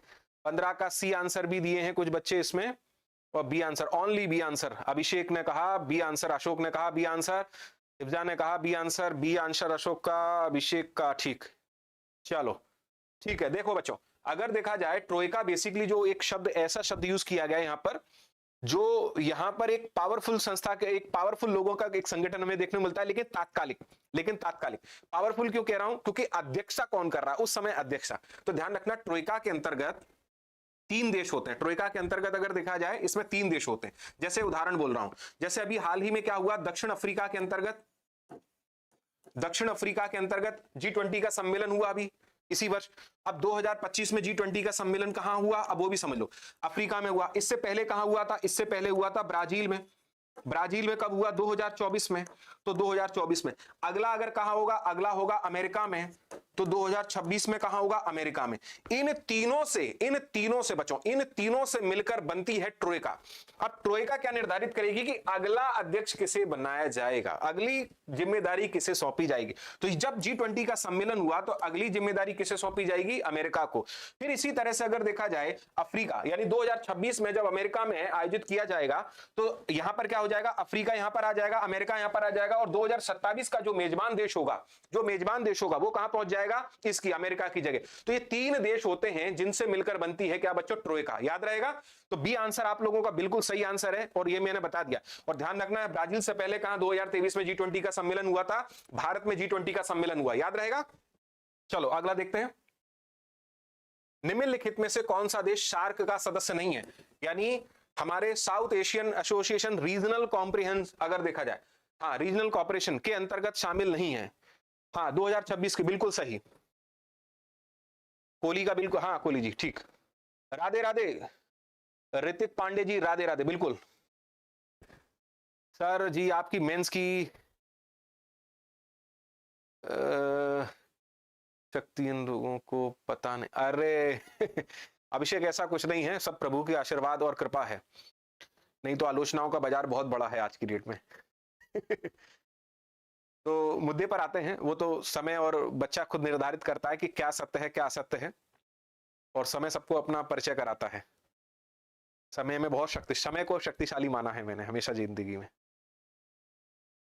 ठीक है, चलो मुद्दे पर रहते हैं। 16 प्रश्न देखते हैं। ये तो भावनाओं का दौर है, भावुक मत हो। तो निम्नलिखित में से कौन सा देश सार्क का सदस्य नहीं है? अफगानिस्तान, म्यांमार, मालदीव और भूटान। बच्चों मैंने आपको कई बार बोला, जैसे ये भी देश जो 3 संगठन है, G20 और हमारा सार्क और आसियान, इन तीनों देशों के जरूर आप लोग नाम जरूर याद रखिए। अब यहां पर अगर देखा जाए जो सार्क का मेंबर नहीं है, तो हम जानते हैं सार्क की स्थापना अगर देखा जाए 1985 में हमारे यहाँ पर, यानी नेपाल के काठमांडू में की गई थी। और ऐसी स्थिति में देखा जाए सार्क के अंतर्गत जो देश है उनकी सदस्य संख्या कुल कितनी है? 8 देश है। जब सार्क की स्थापना हुई थी तब कितने देश थे? 7 देश थे। तो छोटा सा ट्रिक है, आप लोग जिनको पता है तो अच्छी बात, जिनको कई बार मैं बता चुका हूं कि अपनी MBBS को याद रखो। क्या याद रखो? अपनी MBBS। अगर आप ये ट्रिक याद रखते हैं तो आपको ही कंफ्यूजन नहीं होगा। ए से क्या जाएगा? अफगानिस्तान। अफगानिस्तान अगर देखा जाए बाद में जुड़ा है, फिर पाकिस्तान, फिर नेपाल, फिर अगर देखा जाए इंडिया। ये जो है ना बच्चों, वो म्यांमार नहीं है, मालदीव है। एक M आ रहा है तो मतलब जो भी होगा वो इन दोनों में से होगा, और वो कौन सा है? म्यांमार नहीं है, मालदीव है। फिर ये कौन सा हो जाएगा, बांग्लादेश हो जाएगा, भूटान हो जाएगा, और ये हो जाएगा श्रीलंका। तो ऐसी स्थिति में आपका आंसर जो निकल कर आया वो कौन सा है हमारा, Myanmar answer is right answer. और मालदीव क्या है, इसका मेंबर है। ध्यान रखना 2005 में अफगानिस्तान को इसका सदस्य बनाने की घोषणा की गई थी, और 2007 में इसका अफगानिस्तान ने जो शिखर सम्मेलन आयोजित हुआ था उसमें शामिल हुआ था। बच्चों एक चीज और फैक्ट दे रहा हूं, आप नोट डाउन कर लीजिएगा, याद रखिएगा कि अभी तक अगर देखा जाए भारत में सार्क के कितने शिखर सम्मेलन आयोजित हुए। तो एक पहला शिखर सम्मेलन भारत में आयोजित हुआ था सार्क का 1986 में, दूसरा शिखर सम्मेलन आयोजित हुआ था 1995 में, और तीसरा हुआ था बच्चों 2007 में। ये 3 बार भारत में सार्क के शिखर सम्मेलन आयोजित किए गए हैं, ठीक है, बिल्कुल, हाँ, 3 बार सार्क के शिखर सम्मेलन क्या किए गए हैं बच्चों, आयोजित किए गए हैं। तो याद रहेगा, बिल्कुल सही। चलो ये याद रखना है बस, है ना। अगला प्रश्न है, आसियान के संदर्भ में निम्नलिखित कथनों पर विचार कीजिए। पहला ऑप्शन है इसके अंतर्गत अगर देखा जाए भारत आसियान का एक संस्थापक सदस्य देश है। दूसरा अगर देखा जाए आसियान की स्थापना के पश्चात से इसमें 6 सदस्य और जुड़े और वर्तमान सदस्य संख्या इसकी 11 हुई है। क्षेत्रीय व्यापक आर्थिक भागीदारी यानी रीजनल कॉम्प्रिहेंसिव इकोनॉमिक पार्टनरशिप में आसियान के सभी सदस्य देश शामिल, आसियान के सभी सदस्य शामिल हैं, ठीक है। चलिए, तो इसके अंतर्गत स्टेटमेंट में कौन सा सही है कौन सा सही नहीं है, चेक करिए आप लोग थोड़ा सा। पहला, दूसरा, तीसरा, चौथा कौन सा सही है कौन सा सही नहीं है, उसके आधार पर आंसर हम लोग देंगे, ठीक है। तो आप लोग जानते हैं कि 1967 में आसियान की क्या की गई है, अशु, है ना, हाँ, स्थापना हुई है 1967 में। और भारत अगर देखा जाए क्या इसका मेंबर था, 1967 में फाउंडर मेंबर था, तो भारत इसका फाउंडर मेंबर नहीं है। अगर देखा जाए इसमें फाउंडर मेंबर में तो Malaysia, Thailand, Indonesia, Singapore, Philippines, ये 5 देश जो थे बच्चों वो एज अ फाउंडर मेंबर में है। तो ये पहला स्टेटमेंट भारत के आसियान का एक संस्थापक सदस्य देश है, ये गलत है, ये स्टेटमेंट क्या है, गलत है। वहीं दूसरा अगर देखा जाए आसियान की स्थापना के पश्चात इसमें 6 नए सदस्य जुड़े। तो मैंने जैसे कहा कि 1967 के अंतर्गत इसमें कितने देश थे, इसमें एक्चुअल में फाउंडर मेंबर यानी संस्थापक सदस्य, इनको हम क्या कहेंगे, संस्थापक सदस्य। तो कितने थे, 5 सदस्य। उसके बाद अगर देखा जाए इसमें क्या हुए, समय के साथ अलग अलग सदस्य जुड़े, इसमें नए 6 सदस्य और जुड़े तथा वर्तमान में सदस्य संख्या कितनी हो गई है, 11 हो गई। ये स्टेटमेंट सही है, क्योंकि अगर देखा जाए 5 फिर बाद में जुड़े और अभी हाल ही में 11वां इसका सदस्य बना है तिमोर। कौन बना है, तिमोर। याद रखिएगा 2025 में ही कौन नया सदस्य बन गया, तिमोर। क्योंकि इसमें वर्ष नहीं लिखा है, 6 सदस्य और जुड़े और वर्तमान सदस्य संख्या 11 बता रहा है, तो ये स्टेटमेंट सही है ना। क्योंकि स्थापना के पश्चात, देखो स्टेटमेंट, स्थापना के पश्चात से इसमें 6 सदस्य, तो स्थापना कब हुई, 1967 में 5 सदस्य देशों के साथ, लेकिन उसके बाद नए सदस्य कितने जुड़े, 6 जुड़े, और फिर बाद में अगर देखा जाए कितने हो गए, इनकी सदस्य संख्या 11। तो ये स्टेटमेंट सही है। फिर दूसरा, ये क्षेत्रीय व्यापक आर्थिक भागीदारी, आसियान के सभी सदस्य देश शामिल हैं, तो बच्चों ये भी सही है। तो ये भी सही। आंसर क्या होता है, 2 और 3। 2 और 3 के बिहाफ पर सी आंसर, बहुत से बच्चों ने सी आंसर दिया, मैंने देखा, बिल्कुल सही आंसर है तिमोर, बिल्कुल सही। हाँ, तिमोर इसका नया मेंबर बना है, बिल्कुल बिल्कुल ठीक है। तो याद रहेगा। अब इसमें आप लोग ध्यान रखना, आरसीईपी जो है ना बच्चों, वो मैं थोड़ा सा आपको बता देता हूं, ध्यान रखना। आरसीईपी में जो मेंबर हैं वो कुछ इस प्रकार से आपको देखने को मिलेंगे, 5+11 मिलेंगे। क्या मिलेंगे, 5+11 मिलेंगे, ठीक है, हाँ, ठीक ठीक, बिल्कुल सही। गुड इवनिंग बेटा, गुड इवनिंग। तो ऐसी स्थिति में अगर देखा जाए तो 5+11, तो ये 11 तो आसियान के सदस्य हैं, 5 अगर देखा जाए अतिरिक्त सदस्य हैं यहाँ पर। तो 5 जो अतिरिक्त सदस्य हैं उसमें एक तो जापान शामिल है, जापान के साथ साथ ऑस्ट्रेलिया, न्यूजीलैंड, चाइना और साउथ कोरिया। पहले आरसीपी में भारत भी शामिल था, लेकिन फ्री ट्रेड एग्रीमेंट होने के कारण वो इससे क्या कर गया, एग्जिट कर गया। तो भारत इसमें सदस्य नहीं है। तो आरसीपी के अंतर्गत वर्तमान में केवल 5 देश आते हैं। फिर से बोल रहा हूं, जापान आता है, साउथ कोरिया आता है, ऑस्ट्रेलिया आता है, न्यूजीलैंड आता है, जापान आता है ना, चीन आता है। तो 5 सदस्य देश आते हैं आरसीपी के अंदर, और 11 इसके एक्चुअल सदस्य देश हैं। तो टोटल कितने सदस्य संख्या है ये, तो यहां पर मिलेगी 16। तो आंसर हमारा यहां पर जो है वो मैंने आपको पहले ही बता दिया। चलिए बच्चों, है ना बच्चों, प्रीलिम की टेस्ट सीरीज भी शुरू हो रही है 4 तारीख से, यूनिट वाइज टेस्ट सीरीज है, तो आप इसे देख सकते हैं। और एक्चुअल में स्कॉलर टेस्ट सीरीज है, तो आप इसमें जरूर पार्टिसिपेट करिएगा। और इसमें कर्मा की ओर से अगर देखा जाए बच्चों को कुछ उपहार भी यहां पर घोषित किए गए, जैसे कि आपको बोर्ड पर देखने को मिल रहा होगा, ठीक है। तो अवश्य पार्टिसिपेट करिएगा बच्चों। अगला है 18वां प्रश्न हमारा, बहुआयामी गरीबी सूचकांक 2023 पर नीति आयोग की दूसरी रिपोर्ट के अनुसार मध्य प्रदेश के निम्न में से किस जिले में 2015-16 से, याद रखना क्वेश्चन इंपॉर्टेंट है और पूछे जाने की प्रबल संभावना। 2015-16 से 2019-21 के बीच गरीबी के प्रतिशत में सर्वाधिक कमी दर्ज की गई है, सर्वाधिक कमी दर्ज की गई है। ऑप्शन है बड़वानी, खंडवा, अलीराजपुर, टीकमगढ़। कौन सा ऑप्शन हमारा होगा इसके अंतर्गत कि सबसे ज्यादा अगर कमी है वो कहां हमें दर्ज की गई है, सबसे कमी हमें सबसे ज्यादा कमी कहां देखने को मिल रही है बच्चों?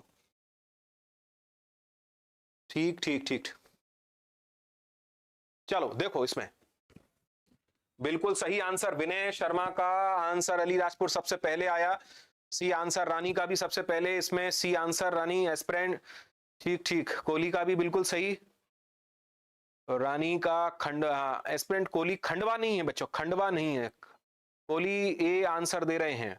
अलीराजपुर सुमतीर वारकड़े जी का। ठीक, देखो बच्चों अगर मैं बात करूंगा सबसे ज्यादा अगर कमी जो दर्ज की गई है सर्वाधिक, वो अलीराजपुर की गई है। अलीराजपुर के परिप्रेक्ष्य में 31% की हमें यहां पर कमी मिली है। वहीं अगर देखा जाए बड़वानी दूसरा जिला है जिसमें सबसे ज्यादा कमी मिली है, लगभग अगर मैं बात करूंगा 28% की कमी मिली है। तीसरा सबसे बड़ा जिला अगर देखा जाए खंडवा हमें मिलता है जिसमें लगभग अगर हम बात करेंगे 27% की कमी है। और चौथा जिला टीकमगढ़ है जहां पर लगभग अगर देखा जाए 26% की कमी है। तो ये 31% की सबसे ज्यादा कमी हमें कहां देखने को मिल रही है? अलीराजपुर जिले के अंतर्गत मिल रही है। ठीक है, अलीराजपुर के बाद अगर देखा जाए बड़वानी दूसरा सबसे ज्यादा कमी वाला, तीसरा खंडवा और चौथा अगर देखा जाएगा टीकमगढ़। ये कंटिन्यू में हमें 4 जिले देखने को मिल जाते हैं जिसमें सबसे ज्यादा कमी देखने को मिल रही है। अगर देखा जाए, अगर सिक्वेंसली अगर देखोगे तो मैंने सिक्वेंस ये नंबर वाइज बना दिया। पहला कौन सा हो जाएगा?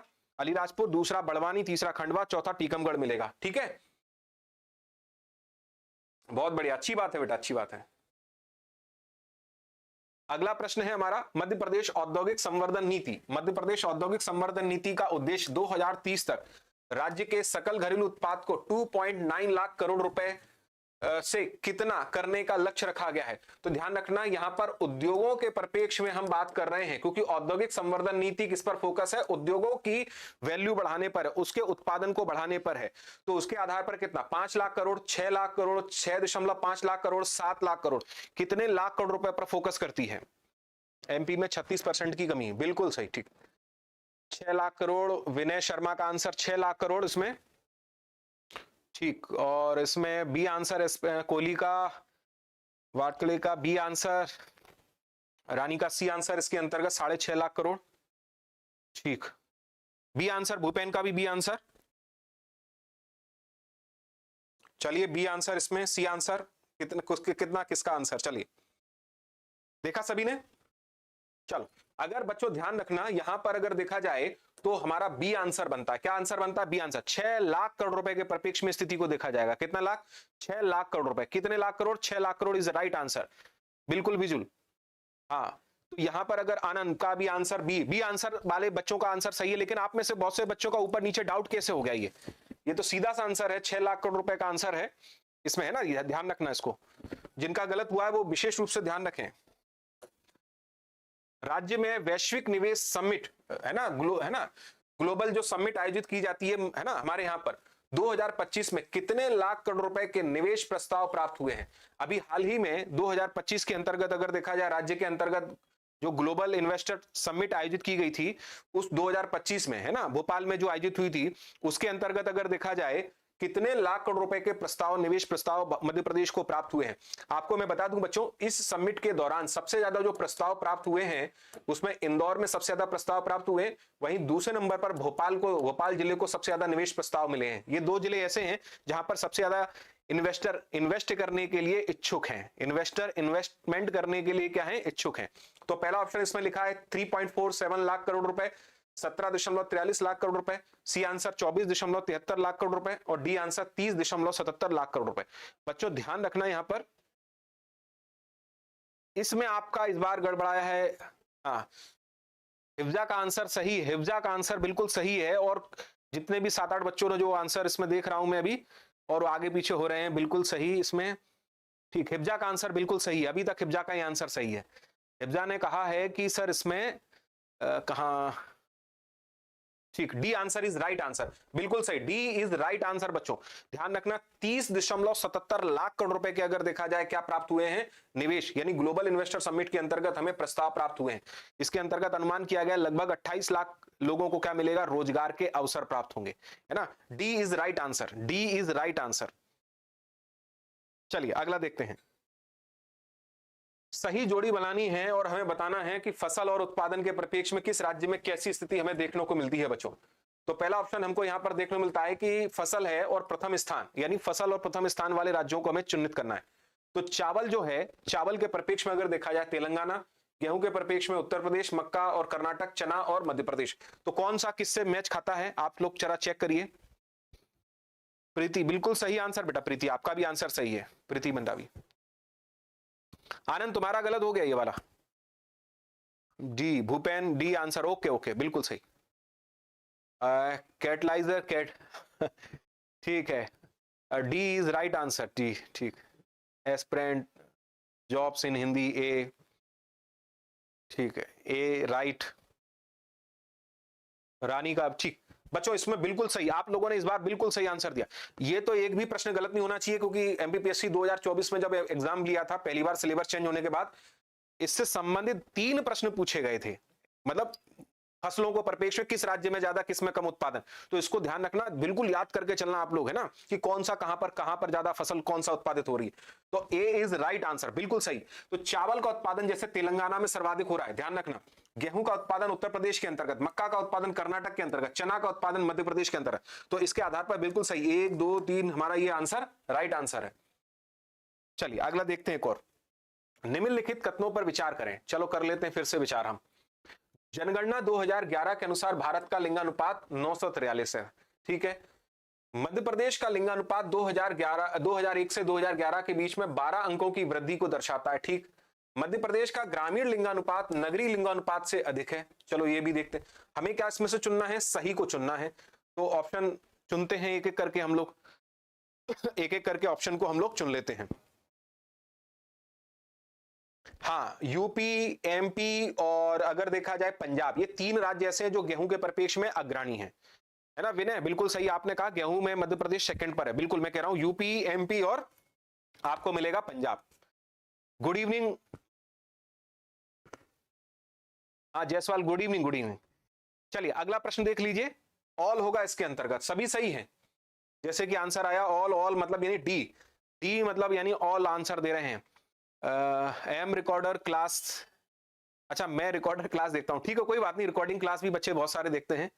ऐसी स्थिति में बच्चों जिनको भी एग्रीकल्चर को लेकर डाउट्स हो, तो मैंने एक अलग से लगभग 1.5 घंटे की भारत और मध्य प्रदेश के एग्रीकल्चर पर, इकोनॉमी सर्वे पर एक क्लास बनाई हुई है, आप वो भी देख सकते हो।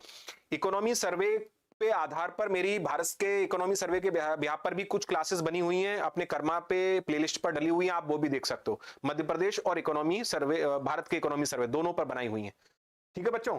अब यहाँ पर एक एक करके उत्तर को समझ लेते हैं। बहुत से उत्तरों बच्चों ने सही उत्तर दिया है, बिल्कुल सही आंसर है। भारत का लिंगानुपात अगर देखा जाएगा 943 था 2011 में, इससे पहले अगर देखेंगे तो 933 हमें देखने को मिलता है। इस आधार पर 10 अंक की वृद्धि हुई है, ये भी ध्यान रखना। मध्य प्रदेश का लिंगानुपात 2001 और 2011 के बीच में 12 अंकों की वृद्धि को दर्शाता है, तो सही है अगर देखा जाए, क्योंकि लगभग अगर हम बात करें पहले जो 919 का हमको देखने को मिलता था, वो बढ़कर कितना हो गया, 931 का हो गया। तो ऐसी स्थिति में यहाँ पर 12 अंकों की हमें क्या मिलती है, वृद्धि देखने को मिलती है। मध्य प्रदेश का ग्रामीण लिंगानुपात और नगरीय लिंगानुपात में भी हमें क्या मिलता है, डिफरेंस देखने को मिलता है। लगभग अगर देखा जाएगा तो नगरीय लिंगानुपात 918 का, 936 का, तो दोनों में यानी ग्रामीण लिंगानुपात क्या है, ज्यादा है, और नगरीय लिंगानुपात क्या है, कम हमको देखने को मिलता है। तो डी इज राइट आंसर हो जाएगा, है ना। चलो अगला प्रश्न है, 1956 की औद्योगिक नीति प्रस्ताव के संदर्भ में निम्नलिखित कथनों पर विचार करना है, ठीक है। चलो निम्नलिखित कथनों पर विचार कर लेते हैं औद्योगिक नीति प्रस्ताव के परिप्रेक्ष्य में अगर देखा जाए बच्चों। अब यहां पर हम बात करेंगे भारत की दूसरी प्रमुख औद्योगिक नीति थी। दूसरा ऑप्शन अगर देखा जाए, इस नीति का उद्देश्य समाजवादी समाज की स्थापना और तीव्र औद्योगिकरण करना था। इस नीति के निर्माण में श्यामा प्रसाद मुखर्जी की महत्वपूर्ण भूमिका रही। अब हमें इसमें क्या चुनना है, सही कथन, कौन सा सही कथन है वो चुनना है बच्चों। चलिए सही कथन कौन सा है उसको हमें क्या करना है, चयनित करना है बच्चों, ध्यान रखना। वेरी गुड, प्रीति मंडावी का आंसर इसमें डी, हाँ चलिए देखते हैं। ठीक है ठीक है, चलिए देखें तो आंसर क्या आया आप सभी का। D answer, B answer, aspirant B answer, D 1 2, हाँ बी आंसर में ए 2 और 3, ए आंसर वाले भी हैं 1 और 2, 2 3 वाले भी हैं, ए आंसर वाले, सी आंसर वाले भी हैं कि 1 और 3 वाले भी हैं। अच्छा ठीक, हमारे बीच में 1 और 3 वाले भी हैं, बहुत बढ़िया। चलिए बी आंसर वाले भी हैं। चलो अब यहां पर अगर देखा जाए, भारत की दूसरी प्रमुख औद्योगिक नीति थी बच्चों, बिल्कुल सही, 1956 की जो नीति थी वो दूसरी औद्योगिक नीति थी। इससे पहले 1948 की औद्योगिक नीति बनाई गई थी। इससे पहले कौन सी बनी थी? 1948। तो दूसरी औद्योगिक नीति 1956। तो ये आंसर क्या हो जाएगा? ये पहला बिंदु सही हो जाएगा। यह नीति का उद्देश्य समाजवादी समाज की स्थापना और तीव्र औद्योगिकरण। अगर देखा जाए यह नीति जो थी ना वो समाजवादी विचारधारा पर आधारित थी। पंडित जवाहरलाल नेहरू हमारे समाजवादी विचारधारा से प्रभावित थे, तो उन्हीं के कारण अगर देखा जाए कहा जाता है कि इस नीति को समाजवादी समाज की स्थापना के परिप्रेक्ष्य में देखा जाता है। यह नीति के निर्माण में श्यामा प्रसाद मुखर्जी की महत्वपूर्ण भूमिका थी। ये गलत है, ये हमारा क्या हो गया बच्चों? गलत हो गया।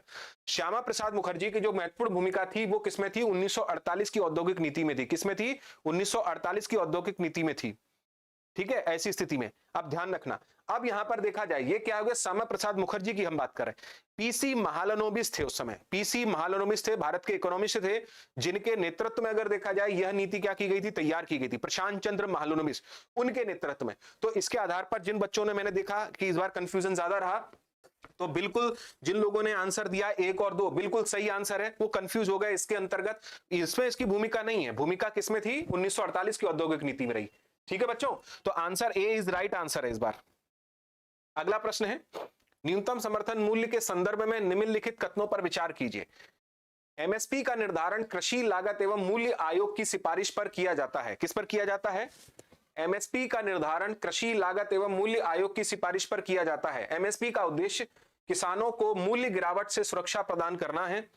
एमएसपी सभी कृषि फसलों के लिए कानूनी रूप से बाध्यकारी है।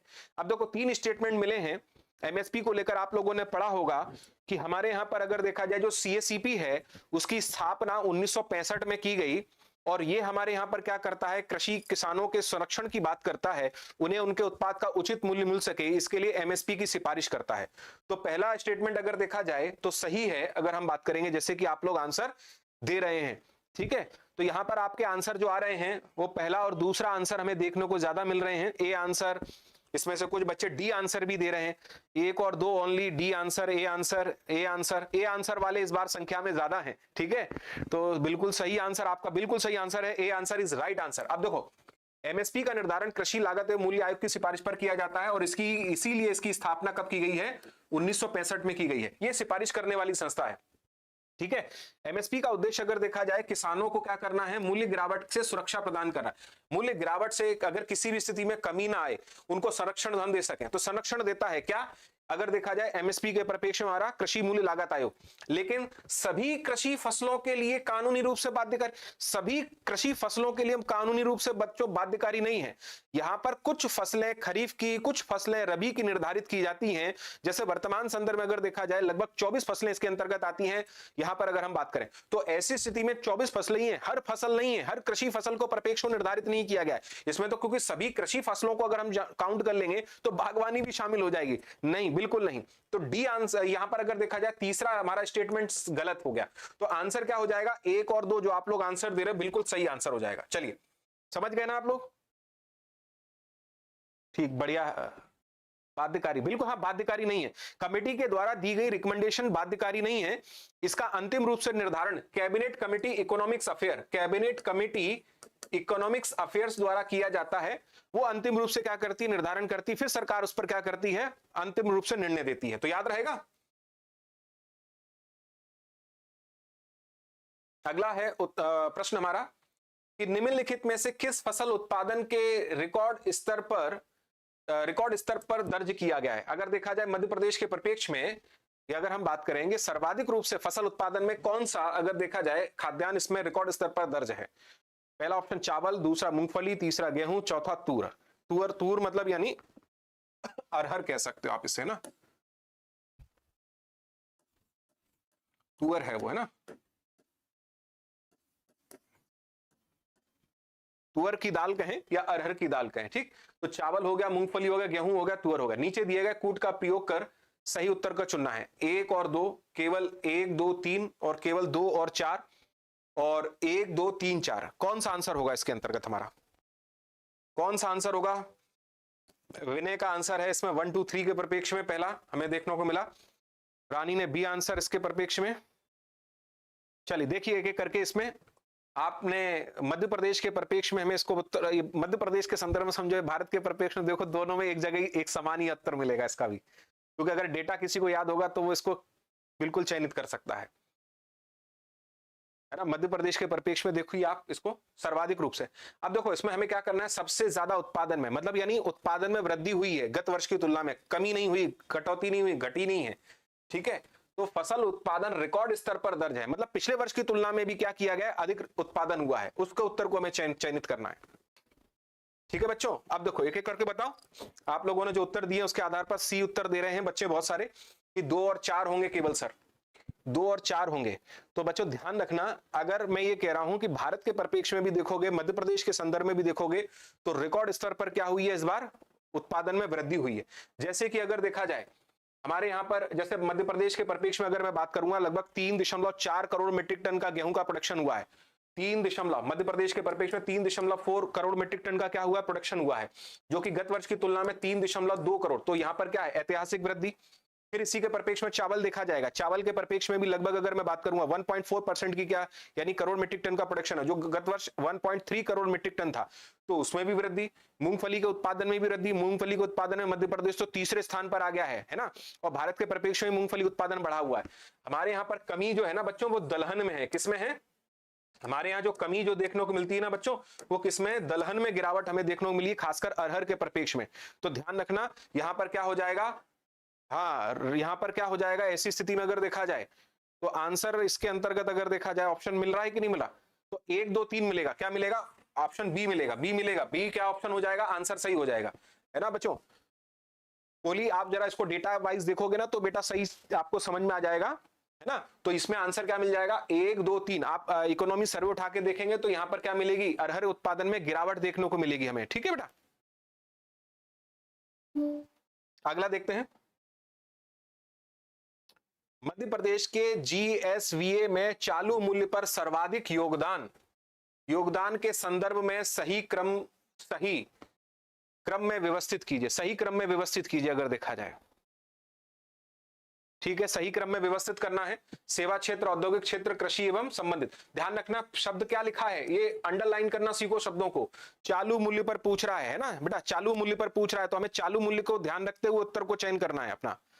अब यहां पर चालू मूल्य के परिप्रेक्ष्य में अगर स्थिति को देखा जाएगा तो सेवा क्षेत्र, औद्योगिक क्षेत्र और कृषि संबंधित क्षेत्र हो जाएगा। तो आंसर क्या होगा उसके आधार पर हमें बताना है सबसे ज्यादा भागीदारी किसकी है।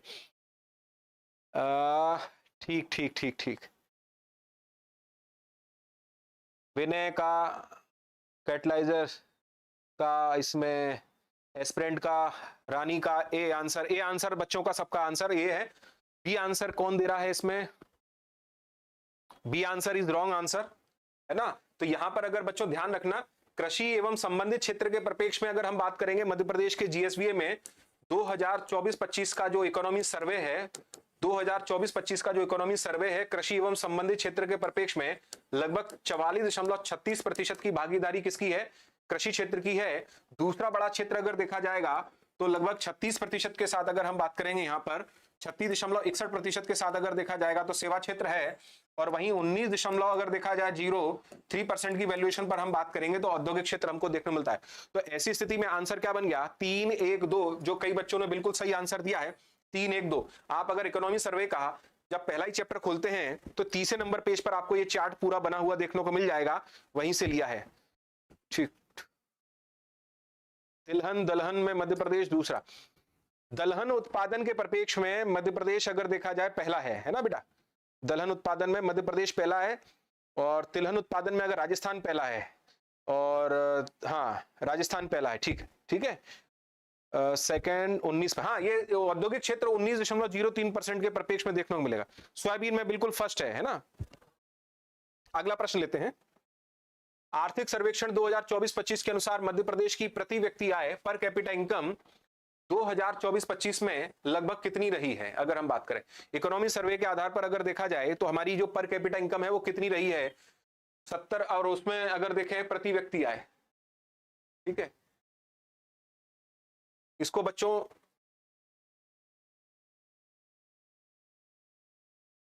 चालू मूल्य के परिप्रेक्ष्य में रखना। किस में रखना? चालू मूल्य पर,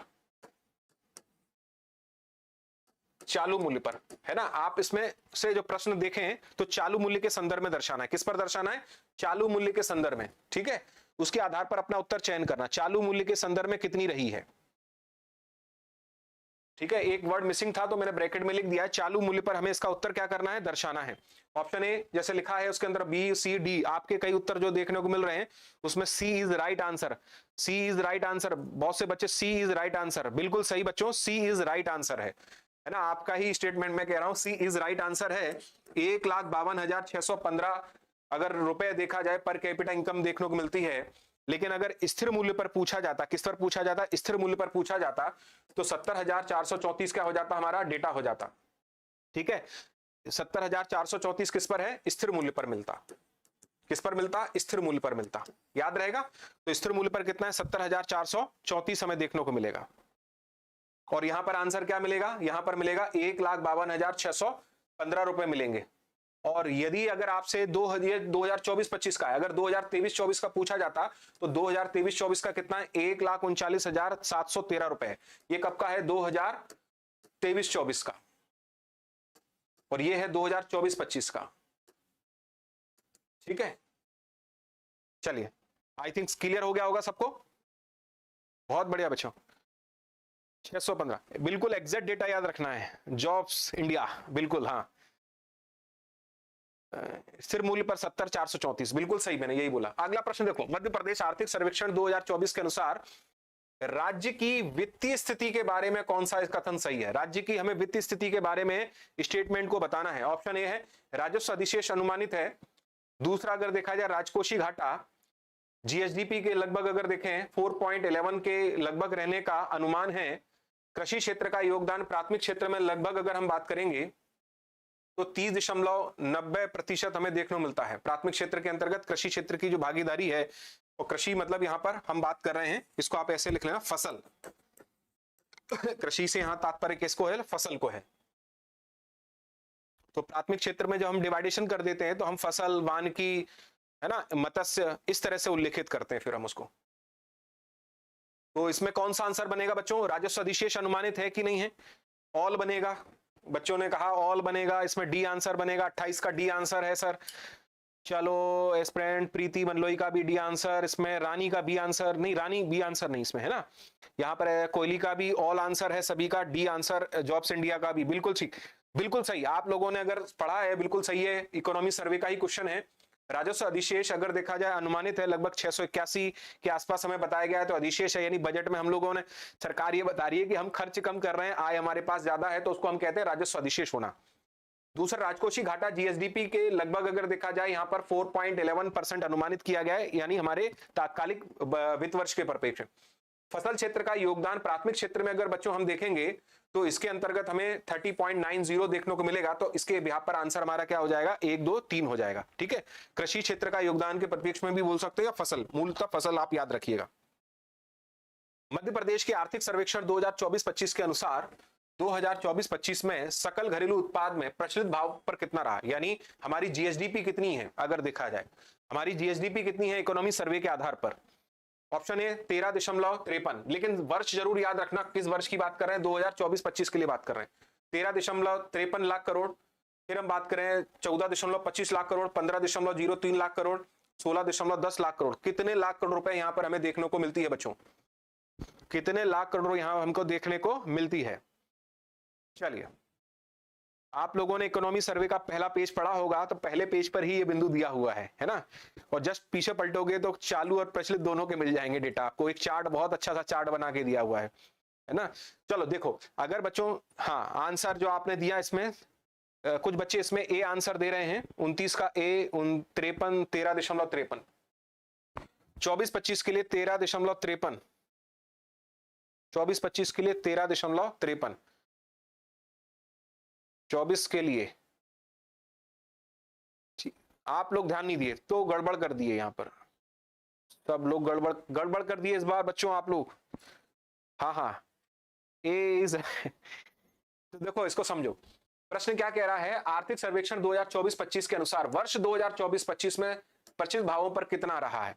बच्चों प्रचलित भाव मतलब यानी चालू मूल्य, चालू मूल्य, हाँ पढ़ा है सर जी, अच्छी बात है पढ़ा है सर जी। तो ध्यान रखना यहाँ पर अगर देखा जाए 15,03,395 करोड़ रुपए अगर हम बात करेंगे, ये है बच्चों प्रचलित भावों पर चालू मूल्य पर अगर हम बात करें। और आप जो बता रहे हो मुझे, वो ये जो बता रहे हो वो ध्यान रखना 2023-24 के परिप्रेक्ष में, 23-24 के परिप्रेक्ष में अगर देखा जाए तो 13,53,809 करोड़ रुपए है बच्चों। कितना है? 809 करोड़ रुपए है। कब का है? 2022-23 के परिप्रेक्ष में। 2022-23 के परिप्रेक्ष में कितना है? 13 लाख अगर हम बात करेंगे तो 53,809 करोड़ रुपए है। डेटा को एक बार देखिएगा। हाँ घनश्याम का आंसर सही है, बिल्कुल घनश्याम लोधी का आंसर सही है। हाँ कोहली तुम थोड़ा सा गड़बड़ कर दिए इस बार, हम सोचे तो तुम इस बार छक्का लगा ही दोगे, है ना। तो सी इज राइट आंसर हो जाएगा हमारा। क्या हो जाएगा? सी इज राइट आंसर हो जाएगा। चलिए कोई बात नहीं। हाँ 2023-24 का नहीं, इसमें देखो आप 2024-25 लिखा है, स्पष्ट लिखा है बेटा, है ना, का ऑप्शन है। ठीक, चलिए अगला देखते हैं। निम्नलिखित जिलों को उनके निर्यात रैंक के सही क्रम में व्यवस्थित कीजिए। हाँ हाँ मेरा भी सही है, विनय का भी सही है, विनय बिल्कुल सही, विनय मैं नाम ले देता हूं, ठीक है। अब हमें बच्चों थोड़ा सा यहाँ पर मिलाना है, निम्नलिखित जिलों को उनके निर्यात रैंक के सही क्रम में व्यवस्थित करना है। तो सीहोर है, इंदौर है, रायसेन है और धार जिला है, ये जिले दे रखे हैं मध्य प्रदेश के परिप्रेक्ष्य में।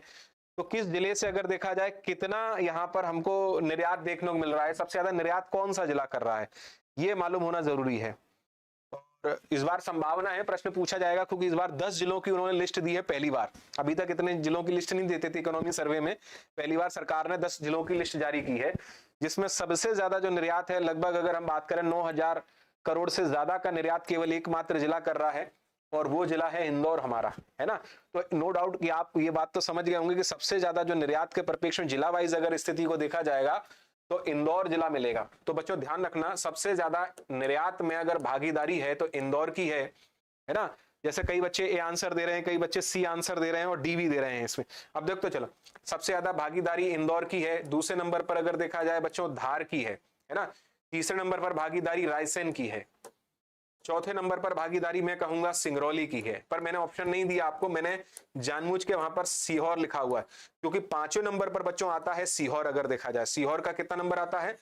सीहोर 5वें नंबर पर आता है हमारा, सीहोर 5। ये 5 जिले मैंने लिख दिए बेटो, 5 जिले लिख दिए। धार में, हाँ धार में पीएम मित्रा पार्क, हाँ पार्क है, लेकिन ऑलरेडी वो तो इसी साल खुला है, इससे पहले अगर देखा जाए उसकी स्थिति है। तो इंदौर लगभग अगर मैं बात करूंगा यहाँ पर 9,000 करोड़ से ज्यादा का निर्यात कर रहा है, 7,000 करोड़ के आसपास का धार से निर्यात। फिर ये रायसेन और सिंगरौली लगभग 3,000 2,000 के परिप्रेक्ष्य में देखे जा रहे हैं, ठीक है। तो ये सीक्वेंस याद रखोगे तो सीक्वेंस के व्याप पर अगर देखा जाएगा तो ए आंसर हो जाएगा हमारा, है ना। मैंने 5 जिले बता दिए, उस 5 जिले के व्याप पर सीहोर कहाँ है? सबसे लास्ट में मिलेगा। सीहोर देखो सब जगह लास्ट में ही था, तो वो आप चेक कर सकते हो ना। चलिए अगला देखते हैं, रायसेन से क्या निर्यात? रायसेन से नहीं, रायसेन में मंडीदीप औद्योगिक क्षेत्र है ना हमारा, आप इसको ऐसे समझिए बेटा। देवास भी है ना, देवास अब टॉप 10 में, टॉप 10 के अंतर्गत देवास नहीं। रायसेन में क्या है, जहां पर हमारे औद्योगिक क्षेत्र है ना, वहां से आप उसको समझिए, औद्योगिक क्षेत्र के माध्यम से निर्यात है ये। हाँ चलो अगला देखते हैं अपन। निम्नलिखित में से असत्य कथन का चयन करना है हमें। असत्य कथन का चयन करना है बच्चों कि विकसित भारत @ 2027 नहीं 2047 है। कितना है? 2047 है, क्योंकि विकसित भारत 2047 का है। कब का है? 2047 है ना, टाइपिंग मिस्टेक है। 2047 में मध्य प्रदेश की अर्थव्यवस्था को $2 ट्रिलियन के योगदान का लक्ष्य है। मध्य प्रदेश के बजट 2025-26 में राजस्व प्राप्तियां 2,90,879 करोड़ रुपए, हाँ 2,90,879 करोड़ रुपए अनुमानित है। फिर मध्य प्रदेश का ऋण जीएसडीपी अनुपात 31% है, और नीति आयोग द्वारा राजकोषीय स्वास्थ्य सूचकांक 2025 में मध्य प्रदेश का देश में प्रथम स्थान बताया गया। तो हमें क्या चुनना है इसमें से? असत्य कथन चुनना है। कौन सा कथन? असत्य कथन चुनना है अगर देखा जाए तो। क्या आंसर होगा बच्चों?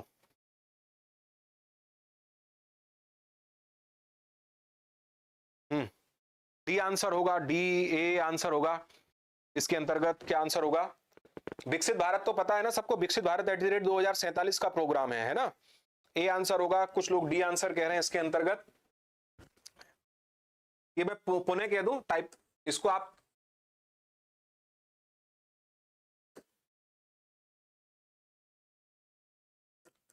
दो 2047 पढ़िएगा आप उसको, है ना बच्चों? कितना है? 2047 है वो, 27 नहीं है, 2047 है। 7 में मध्य प्रदेश की अर्थव्यवस्था को $2 ट्रिलियन के योगदान का लक्ष्य है। मध्य प्रदेश के बजट 2025-26 में राजस्व प्राप्तियां 2,90,879 करोड़ रुपए अनुमानित है। मध्य प्रदेश का ऋण जीएसडीपी अनुपात 31% है। नीति आयोग द्वारा राजकोषीय स्वास्थ्य सूचकांक 2025 में मध्य प्रदेश का देश में प्रथम स्थान रहा है। तो बच्चों ध्यान रखना, ये विकसित भारत 2047 में मध्य प्रदेश की अर्थव्यवस्था का लक्ष्य रखा है कि हम $2 ट्रिलियन तक अपने आप को पहुंचा देंगे। कितने ट्रिलियन डॉलर पहुंचाने का है? तो यहां पर $2 ट्रिलियन बिल्कुल सही है। यहां पर अगर देखा जाए, उड़ीसा फर्स्ट है फिस्कल हेल्थ इंडेक्स 2025, नहीं उड़ीसा नहीं है, एमपी इकोनॉमी सर्वे के अंतर्गत अगर आप देखोगे, और ये क्वेश्चन मैंने अभी पेपर हुआ था बच्चों वहां से लिया है ना? एफएसओ का पेपर जो हुआ था वहां से लिया है कि एमपी के परिप्रेक्ष्य राजकोषीय स्वास्थ्य सूचकांक 2025 में पूछा गया है और मध्य प्रदेश देश का पहला स्थान है ना? ध्यान रखना, ये सही है। दूसरा अगर देखा जाए यहां पर आपका देखो पहला भी विकल्प सही हो गया। दूसरा, मध्य प्रदेश बजट 2025-26 में अगर देखा जाए सबसे ज्यादा हमारी राजस्व प्राप्तियां हैं, वो बिल्कुल ये भी सही है। मध्य प्रदेश का ऋण जीएसडीपी अनुपात 31%, ये गलत है। हमारा ऋण जीएसडीपी अनुपात 29.5% है, 29.5%। तो आंसर सी होगा। ये जो हमारा स्वास्थ्य सूचकांक में जो स्थान है ना बच्चों, वो देश में प्रथम है। ये आपको कहां मिलेगा डेटा? ये मिलेगा मध्य प्रदेश के बजट में। कहां मिलेगा? मध्य प्रदेश के बजट में है। ये मध्य प्रदेश के बजट में दे रखा है, वहां पर स्पष्ट रूप से इसका उल्लेख किया हुआ है। जो एमपी का जो बजट आया था उसकी स्लाइड में दे रखा है। ठीक नहीं, ट्रिलियन डॉलर बिल्कुल सही है, डॉलर सही है। ट्रिलियन डॉलर अगर मैं इसको रुपए में बोलूं ना तो ध्यान रखना 247 लाख करोड़ रुपए है। 200 लगभग 247 लाख करोड़ रुपए के परिप्रेक्ष्य में इसका उल्लेख किया है। अगर इसको ट्रिलियन डॉलर से अगर देखें अपन तो 247 लाख करोड़ रुपए का यहां पर उल्लेख है। ऐसे करके आ जाएगा। ठीक है बच्चों, याद रहेगा। अगला है, निम्न में से असत्य कथन का चयन करना है। फिर से, राज्य को सर्वाधिक कर राजस्व एसजीएसटी से प्राप्त होता है। राज्य को करों के अतिरिक्त सर्वाधिक राजस्व खनिज से प्राप्त होता है अगर देखा जाए, यानी अगर देखें करों के अतिरिक्त सर्वाधिक राजस्व खनिज से प्राप्त होता है। 2025-26 में मध्य प्रदेश के बजट में सर्वाधिक व्यय अधोसंरचना क्षेत्र में किया जा रहा है। 2025-26 में शिक्षा क्षेत्र का बजट व्यय 15% रखा गया है, कुल बजट का 15% रखा गया है। इसमें आपके answer A answer, C answer, क्या होंगे आंसर? क्या होंगे बच्चों आंसर इसके अंतर्गत? अगर देखें हम ए आंसर, विनय का आंसर ए आया है इसके अंतर्गत। ठीक है बच्चों,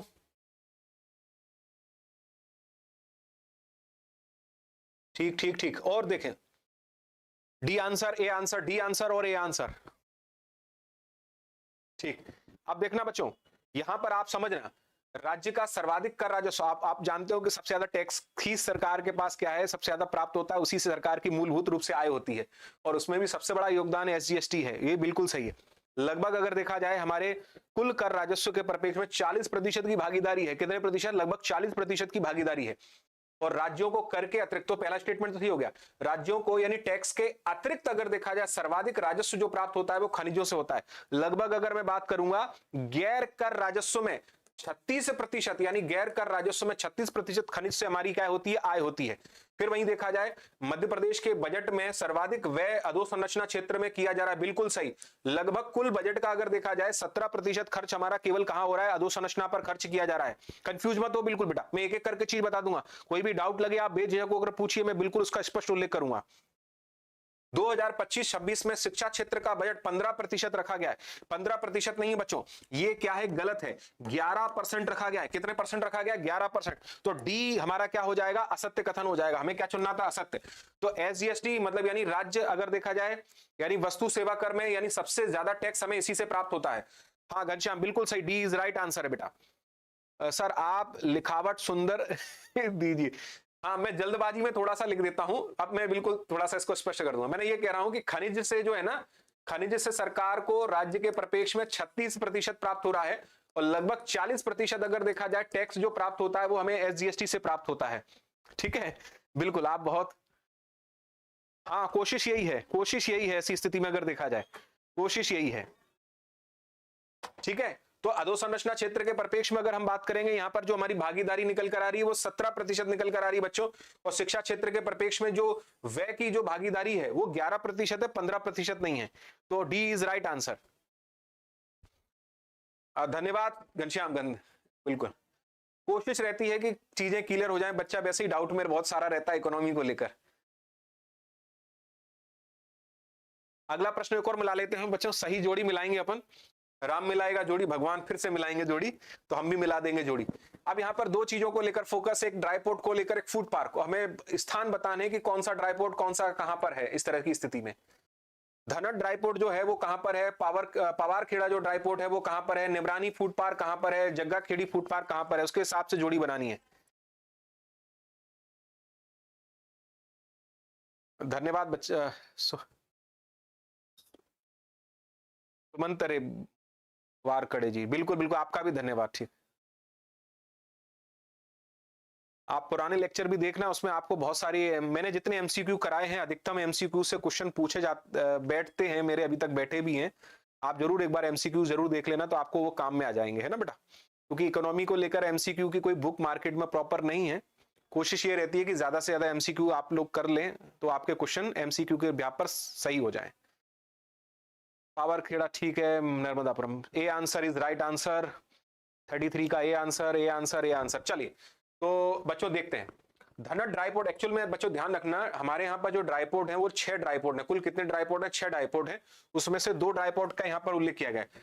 टीही और धनट दोनों इंदौर में है, तो यहाँ पर धनट दिया गया है, तो धनट बिल्कुल सही है। अगर ये टीही भी पूछा जाता तो टीही भी कहां पर है? इंदौर में। पवार खेड़ा ड्राईपोर्ट जो देखा जाएगा वो नर्मदापुरम में है। निमरानी जो फूड पार्क है बच्चों वो खरगोन में, बिल्कुल सही है। और जग्गा खेड़ी जो फूड पार्क है वो मंदसौर में। और जग्गा खेड़ी जो फूड पार्क है उसे मेगा फूड पार्क बनाने की घोषणा की गई है, ये प्रस्ताव है।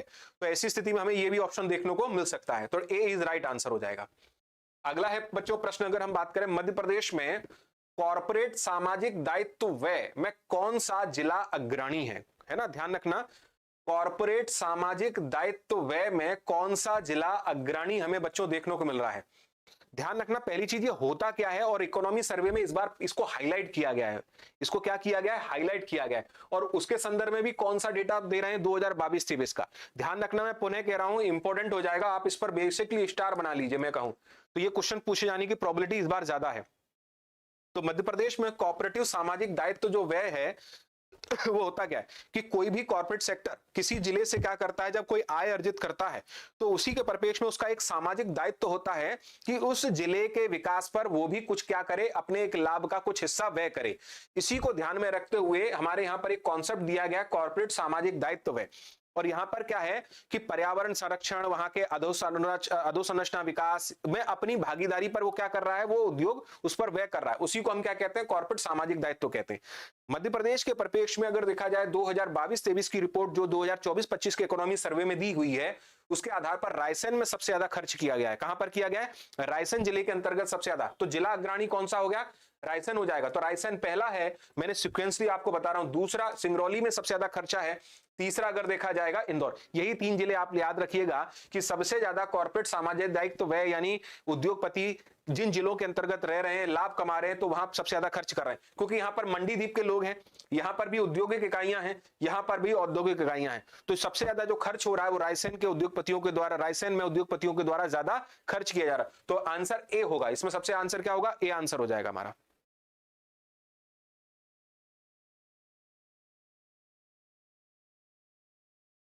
अगला प्रश्न है, निम्न में से किस शहर में मध्य प्रदेश एम्पोरियम नहीं है? आप लोगों ने पढ़ा होगा कि हमारे यहां पर लघु उद्योग विकास निगम है, जिसकी स्थापना 1961 में हुई थी। कब हुई थी? 1961। उसके द्वारा क्या किए गए हैं? मध्य प्रदेश के परिप्रेक्ष्य में मध्य प्रदेश एम्पोरियम स्थापित किए गए और मृगनयनी क्या है? ब्रांड नेम है उसका। क्या नाम है? ब्रांड नेम है, यानी जो उत्पाद वहां पर विपणन किए जाते हैं, खासकर लघु उद्योग विकास को बढ़ावा देने के लिए, विपणन को बढ़ावा देने के लिए। तो उसी के तहत क्या किए गए हैं? अलग अलग शहरों के अंतर्गत हमारे यहां पर कुछ मृगनयनी एम्पोरियम की स्थापना की गई है। तो इनमें से अगर देखा जाए कौन से शहर के अंतर्गत मृगनयनी एम्पोरियम नहीं है, तो इसमें ऑप्शन दे रखा है रीवा, जबलपुर, सतना, ग्वालियर। तो किस शहर के अंतर्गत अगर देखा जाए मृगनयनी एम्पोरियम नहीं है? तो बच्चों ध्यान रखना, मृगनयनी एम्पोरियम राज्य में भी है, राज्य के कुछ बाहर भी है, है ना। तो राज्य के बाहर भी आपको बताता हूं, तब तक आप इसका चयन बेशक कर लें। राज्य के बाहर अगर देखा जाए तो दिल्ली में है, कलकत्ता में है, दिल्ली में है, कलकत्ता में है अगर देखा जाए, ठीक है। फिर अगर हम बात करें जयपुर में है, उदयपुर में भी है,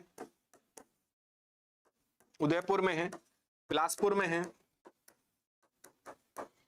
बिलासपुर में है, रायपुर में भी है। सब समझ रहे हैं? यहां पर भी तो है ही, राज्य के बाहर भी है, तो ध्यान रखना राज्य के बाहर भी है। फिर इसी के साथ में कहूं तो रीवा में भी है, भोपाल में भी है, ग्वालियर में भी है, इंदौर में भी है, लेकिन सतना में नहीं है। कहां नहीं है? सतना में नहीं है, ग्वालियर में है। ग्वालियर में है, बिल्कुल मैं कह रहा हूं। कहां पर नहीं है? तो आंसर हो जाएगा सतना में नहीं है। कहां पर है? रीवा है, जबलपुर है, ग्वालियर है, भोपाल में तो मुख्यालय है, इंदौर में है अगर देखा जाए, लेकिन कहां नहीं है? सतना जिले के अंतर्गत हमें यहां पर मृगनयनी एम्पोरियम नहीं मिलता। अशोक कुमार जी बिल्कुल सही आंसर, ठीक है, ग्वालियर में है। ये तो प्रश्न तो ये पूछा गया नहीं है, फोकस किस पर करना था? नहीं पर करना था। आप ध्यान से प्रश्न नहीं पढ़े आप इसमें। हाँ, दिल्ली है, कलकत्ता है, जयपुर है, यानी यहां से याद रहे 2 राजस्थान के अंतर्गत हैं और 2 छत्तीसगढ़ के अंतर्गत हमें देखने मिल रहे हैं, फिर दिल्ली में मिल रहा है, फिर कलकत्ता मिल रहा है। ठीक है, याद रहेगा आप लोगों को। अगला प्रश्न है, निम्न में से असत्य कथन का चयन करना है। असत्य कथन का चयन करना है। Madhya Pradesh power management company की स्थापना 2014 में हुई। Madhya Pradesh power generating company की स्थापना 2005 में हुई। Madhya Pradesh power management company के तहत पश्चिम, मध्य और पूर्वी क्षेत्र आते हैं, यानी 3 क्षेत्र आते हैं, पश्चिम, मध्य और पूर्वी क्षेत्र आते हैं। मध्य प्रदेश में सबसे बड़ा पवन संयंत्र अगर देखा जाए मामटखेड़ा रतलाम में है। सबसे बड़ा अगर देखा जाए पवन संयंत्र मामटखेड़ा रतलाम में है। तो कौन सा इसमें से असत्य है? ठीक है बेटा, कोई, हाँ, धन्यवाद।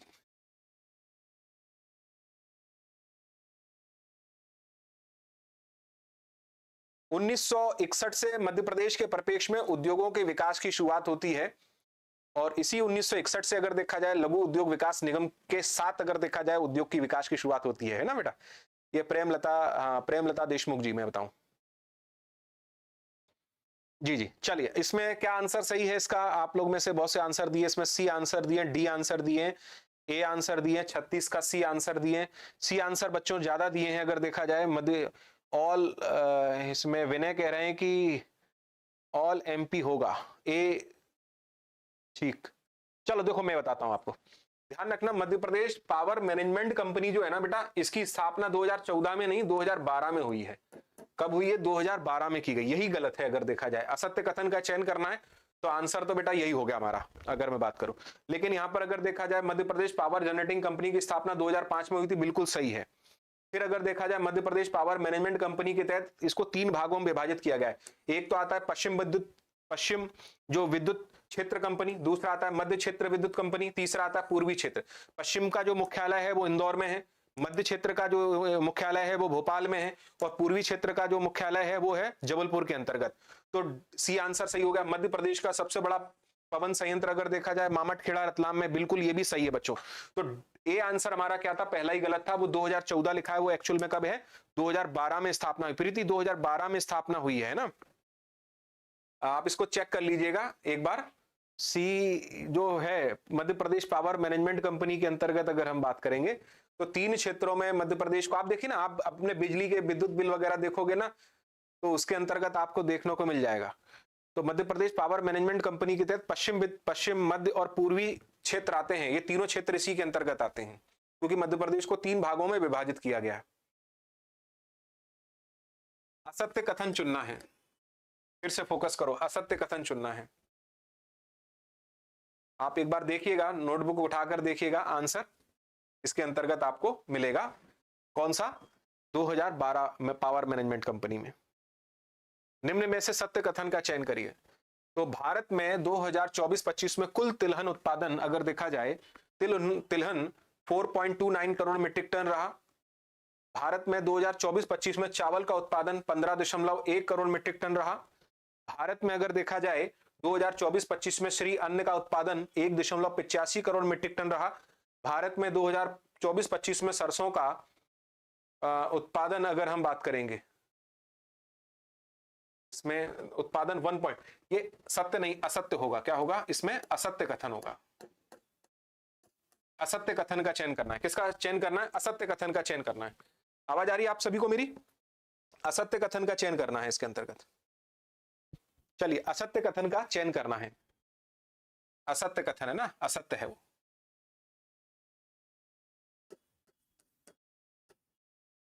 असत्य कथन का हमें चयन करना है। भारत में हमें फसल विभिन्न उत्पादन के परिप्रेक्ष्य में दी गई हैं, उसमें असत्य कथन का चयन करना है।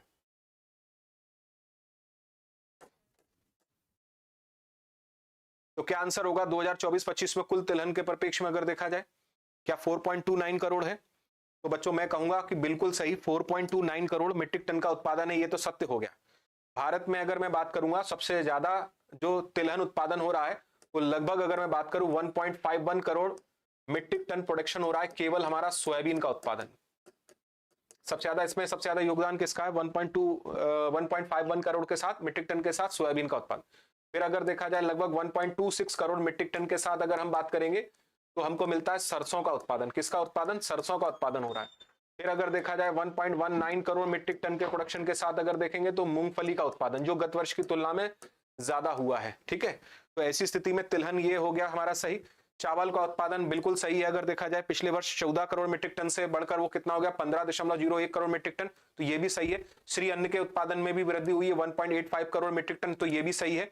भारत में सरसों का उत्पादन देखो आपको डायरेक्ट मिल गया, यहां पर लिखा है मैंने सरसों का उत्पादन 1.26, तो 1.26 करोड़ मीट्रिक टन का रहा है। तो ये क्या हो गया? असत्य हो गया। तो डी इज राइट आंसर हो गया। डी हमें क्या चुनना था? असत्य चुनना था। ऐसी स्थिति में याद रहेगा बच्चों, याद रहेगा। चलिए अगला देखते हैं। चावल उत्पादन में जिलों का सही क्रम बताना है। मध्य प्रदेश में चावल उत्पादन का सही क्रम बताना है बच्चों। देखो डेटा मैं बिल्कुल एग्जैक्ट देते जा रहा हूं, एग्जैक्ट डेटा देता जा रहा हूं। दिसंबर 2025 के परिप्रेक्ष्य में अभी अंतिम आंकड़े कृषि मंत्रालय के द्वारा जो जारी कर दिए गए वही डेटा मैंने आपको बताए हैं, है ना। तो आप चिंतित बिल्कुल मत होइएगा, आप उसको एक बार देखिएगा, आपको एग्जैक्ट डेटा मैंने दिया है। चावल उत्पादन में जिलों का सही क्रम बताएं। तो चावल उत्पादन में मध्य प्रदेश के कौन से जिले अग्रणी हैं? कौन से जिले अग्रणी हैं आप देखिए जरा। रीवा, सतना, नर्मदापुरम, हरदा, रायसेन, दमोह, नर्मदापुरम, रीवा, सतना, दमोह, रायसेन, हरदा। तो बच्चों ध्यान रखना, सबसे ज्यादा अगर देखा जाए चावल का उत्पादन मध्य प्रदेश के किस जिले के अंतर्गत किया जा रहा है? तो मध्य प्रदेश में अगर देखा जाए चावल का उत्पादन अगर मैं बात करूं 2024-25 के परिप्रेक्ष्य में, 24-25 के परिप्रेक्ष्य में बढ़कर 1.4 करोड़ मीट्रिक टन है, जो पहले 1.3 करोड़ मीट्रिक टन हुआ करता था। तो कितना हो गया है? 1.4 crore metric tonne, 1.4 crore metric tonne हमें प्रोडक्शन देखने को मिल रहा है। और ऐसी स्थिति में बच्चों ध्यान रखना, इस बार डेटा चेंज हो गया है और रीवा जिला अगर देखा जाए मध्य प्रदेश के परिप्रेक्ष्य में सबसे ज्यादा, रीवा जिला मध्य प्रदेश में सबसे ज्यादा चावल उत्पादन में आ गया है। तो आप तो अगर केवल रीवा को भी याद रखते तो भी आंसर हमारा क्या हो जाएगा? सही हो जाएगा। तो रीवा अगर देखा जाए, सतना, नर्मदापुरम, गया जमाना पहले के परिप्रेक्ष्य में कि हम कहते थे बालाघाट, छिंदवाड़ा, इनके अंतर्गत हमें ज्यादा, रीवा इस बार क्या है? सबसे ज्यादा। रायसेन बासमती चावल, हाँ रायसेन एक जिला एक उत्पाद में बासमती चावल का है। हरदा में अधिक उत्पादकता है। हम यहां पर बात कर रहे हैं उत्पादन, हम यहां पर क्या बात कर रहे हैं? उत्पादन के परिप्रेक्ष्य में अगर देखा जाएगा, ठीक है। तो उत्पादन उत्पादकता बिल्कुल सही है ना। तो रीवा, सतना, नर्मदापुरम हमको क्या मिल रहे हैं? सबसे ज्यादा चावल उत्पादन के अंतर्गत देखने को मिल रहा है। जिस तरह से इस बार हमको तेलंगाना ने इस बार क्या किया? शॉकिंग कर दिया है कि तेलंगाना क्या हो गया? चावल उत्पादन में अग्रणी हो गया है। तो उसी तरह से अगर देखा जाए इस बार रीवा जिला क्या है? अग्रणी है। चलो अगला प्रश्न देखते हैं। सब्जी उत्पादन में देश में मध्य प्रदेश का कौन सा स्थान है? सब्जी उत्पादन में मध्य प्रदेश का पहला, दूसरा, तीसरा, चौथा कौन सा स्थान हमें देखने को मिलता है बच्चों? सब्जी उत्पादन में मध्य प्रदेश का कौन सा स्थान है? पहला, दूसरा, तीसरा, चौथा। तो बच्चों ध्यान रखना, सब्जी उत्पादन में मध्य प्रदेश का देश में कौन सा स्थान है? कर्मा आईएएस की बात ही अलग है। धन्यवाद। सनित आपको नमस्कार, समित आपको भी है ना, गुड इवनिंग। रीवा, सतना, नर्मदा, तो हम ठीक है। रानी का आंसर ए आया कि पहला स्थान है, और प्रीति ने कहा डी यानी चौथा स्थान है, इसके अंतर्गत दूसरा स्थान है। ठीक, 29 का सी आंसर होगा सर। चलिए बढ़िया है। शिवजा ने कहा कि सी आंसर होगा। चलिए देखते हैं, आरती ने कहा बी आंसर होगा। प्रेमलता सेकंड सर, राम कह रहे हैं कि फर्स्ट आंसर होगा इसके अंतर्गत, सेकंड, तीसरा। ठीक, घनश्याम ने तीसरा आंसर दिया। देखो बच्चों, आप शब्द समझना, सब्जी उत्पादन में भारत में सबसे पहला स्थान यूपी का है। सबसे ज्यादा सब्जियां कहां उत्पादित होती हैं? यूपी के अंतर्गत। दूसरा बच्चों ध्यान रखना, पश्चिम बंगाल का दूसरा स्थान है। मध्य प्रदेश का तीसरा स्थान है। आप तो मध्य प्रदेश के परिप्रेक्ष्य में 3 बिंदु याद रखें केवल, तो ध्यान रखो सबसे ज्यादा सब्जियों का उत्पादन कहां हो रहा है? यूपी के अंतर्गत, दूसरे नंबर पर पश्चिम बंगाल के अंतर्गत, तीसरे नंबर पर मध्य प्रदेश। ये नया डेटा है, बिल्कुल नया एक्यूरेट डेटा है। अगर आपसे ये पूछा जाता बागवानी उत्पादन में मध्य प्रदेश का स्थान, बागवानी उत्पादन में मध्य प्रदेश का स्थान, तो यहां पर यूपी हो जाता, एमपी हो जाता सेकेंड, और तीसरे नंबर पर हो जाता पश्चिम बंगाल। ध्यान रखना बच्चों, बागवानी उत्पादन में मध्य प्रदेश सेकंड पर है। यदि आपसे यह पूछा जाता मसाला उत्पादन में स्थान, तो मसाला उत्पादन में मध्य प्रदेश देश में पहले स्थान पर है, याद रहेगा। फ्रूट्स में चौथे स्थान पर है, बिल्कुल सही। फ्रूट्स में अगर देखा जाएगा तो 4th प्लेस हमें देखने को बच्चों मिलती है, बिल्कुल सही आंसर है फ्रूट्स के परिप्रेक्ष्य में। चलिए अगला देखते हैं बच्चों, 40वां क्वेश्चन। 21वीं पशुगणना रिपोर्ट के अनुसार राज्य में सर्वाधिक गायों की संख्या किस जिले में हमें देखने को मिलती है? राज्य में हम प्रश्न कर रहे हैं। 21वीं पशुगणना रिपोर्ट जो नवंबर में प्रकाशित की गई थी, उसके आधार पर हम इसे देख रहे हैं। ठीक है, शाहरुख बिल्कुल, मसाला में मध्य प्रदेश पहला है, श्रद्धा फर्स्ट है। ठीक है बेटा श्रद्धा। फूलों के परिप्रेक्ष्य में तीसरा, फूलों के परिप्रेक्ष्य में बिल्कुल सही तीसरा है। चलिए कोई बात नहीं, आप इसको देखिए। दूध में भी तीसरा, हाँ, मध्य प्रदेश दूध उत्पादन में भी तीसरे स्थान पर है ना। यूपी राजस्थान के बाद मध्य प्रदेश का दूध उत्पादन में नाम आता है। चलो बच्चों ये क्वेश्चन और देखो, 21वीं पशुगणना रिपोर्ट के आधार पर अगर हम बात करेंगे, सर्वाधिक गायों की संख्या किस जिले में हमें देखने को मिलती है? धार, सागर, खरगोन, निवाड़ी, दतिया, भोपाल या मुरैना, शिवपुरी, राजगढ़, पांडुना, बुरहानपुर, उमरिया। ध्यान रखना बच्चों, ये आपका क्वेश्चन एक और महत्वपूर्ण है। हाल ही में रिपोर्ट आई है, चर्चा का विषय बना हुआ है, तो उत्तर पूछे मतलब प्रश्न बनने की संभावना, उत्तर बिल्कुल सोच के दीजिएगा। देखो बिल्कुल सही आंसर ये विशाल ने दिया है, विशाल राजपूत ने ए आंसर दिया है, राजा चौरसिया ने भी ए आंसर दिया है। ठीक है, रानी ए होगा, हाँ ठीक है, हाईलाइट रानी ए होगा। चलो देखते हैं, अशोक का भी ए आंसर है। धार, सागर, खरगोन, बिल्कुल right answer, A is right answer. अगर हम देखेंगे तो गायों की सर्वाधिक संख्या बच्चों ध्यान रखना धार, सागर और खरगोन के अंतर्गत हमें देखने को मिलती।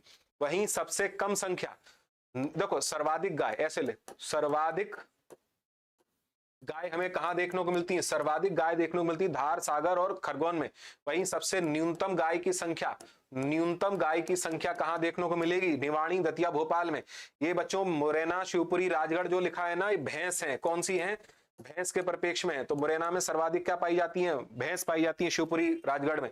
वहीं सबसे कम भैंस अगर देखा जाए, न्यूनतम भैंस अगर हम बात करेंगे तो कहां मिलती है? पांडुना, बुरहानपुर और उमरिया जिले के अंतर्गत बच्चों हमें देखने को मिल जाती हैं। याद रहेगा आप लोगों को। कॉर्न में भी थर्ड है, ठीक है, कॉर्न में भी थर्ड है, ठीक, याद हो गया। तो ये क्या हो जाएगा? सर्वाधिक गाय हमें कहां मिल रही हैं? धार, सागर, खरगोन के अंतर्गत देखने को मिल रही हैं। वहीं अगर देखा जाए निवाड़ी, दतिया, भोपाल में सबसे न्यूनतम गाय हमको देखने को मिल रही है। सर्वाधिक भैंस अगर देखा जाए, सर्वाधिक अगर हम बात करेंगे तो भैंस की संख्या हमें कहां देखने को मिल रही है? भैंस हमें कहां देखने को मिल रही है? मुरैना, शिवपुरी, राजगढ़ जिले के अंतर्गत। वहीं पांडुना और बुरहानपुर और उमरिया जिले के अंतर्गत न्यूनतम भैंस हमें देखने को मिलती है। भोपाल में तो रोड पर बहुत मिलेंगी गुरुजी। ठीक है घनश्याम जी, गाय हमारी माता है ना, ध्यान रखो। और गौ संरक्षण की बात करते हैं तो आजकल क्या है कि उनका थोड़ा ध्यान नहीं रखा जाता, ये बात अलग है। और भिंड की अपनी भदावरी, हाँ भदावरी जो भैंस है वो नस्ल है अगर देखा जाए जो दुधारू देखी जाती है भिंड मुरैना क्षेत्र के अंतर्गत तक बने। अगर हम बात करेंगे तो बिल्कुल सही आंसर है, ये इस क्षेत्र में सबसे ज्यादा पाई जाती है। ठीक है, तो बच्चों आज के लिए इतने ही प्रश्न मैं आप लोगों के लिए लेकर आया था। ये 40 प्रश्न हो चुके हैं जो सबसे ज्यादा महत्वपूर्ण प्रश्नों की श्रेणी में मैंने रखे हुए थे। तो आप सभी का बहुत बहुत धन्यवाद। और पवन जी गुड इवनिंग आपको। लेकिन मेरी क्लास आज अब कंप्लीट हो चुकी है, अब अभिनव सर की क्लास रहेगी, है ना। अभिनव सर आपसे मिलेंगे, उसके बाद डी सिंह सर मिलेंगे आपसे। तो बहुत बहुत धन्यवाद बच्चों, बहुत बहुत आपने कमेंट करे बिल्कुल। और हम पुनः मिलेंगे नई मैराथन में कुछ नए प्रश्नों के साथ जो पीएससी के महत्वपूर्ण संबंध में होंगे। पूरी तरह से कोशिश रहेगी कि ज्यादा से ज्यादा बच्चों में आपको एमसीक्यू दे सकूं, क्योंकि एमसीक्यू को लेकर, बुक्स को लेकर मार्केट में उपलब्धता की कमी है। ठीक है।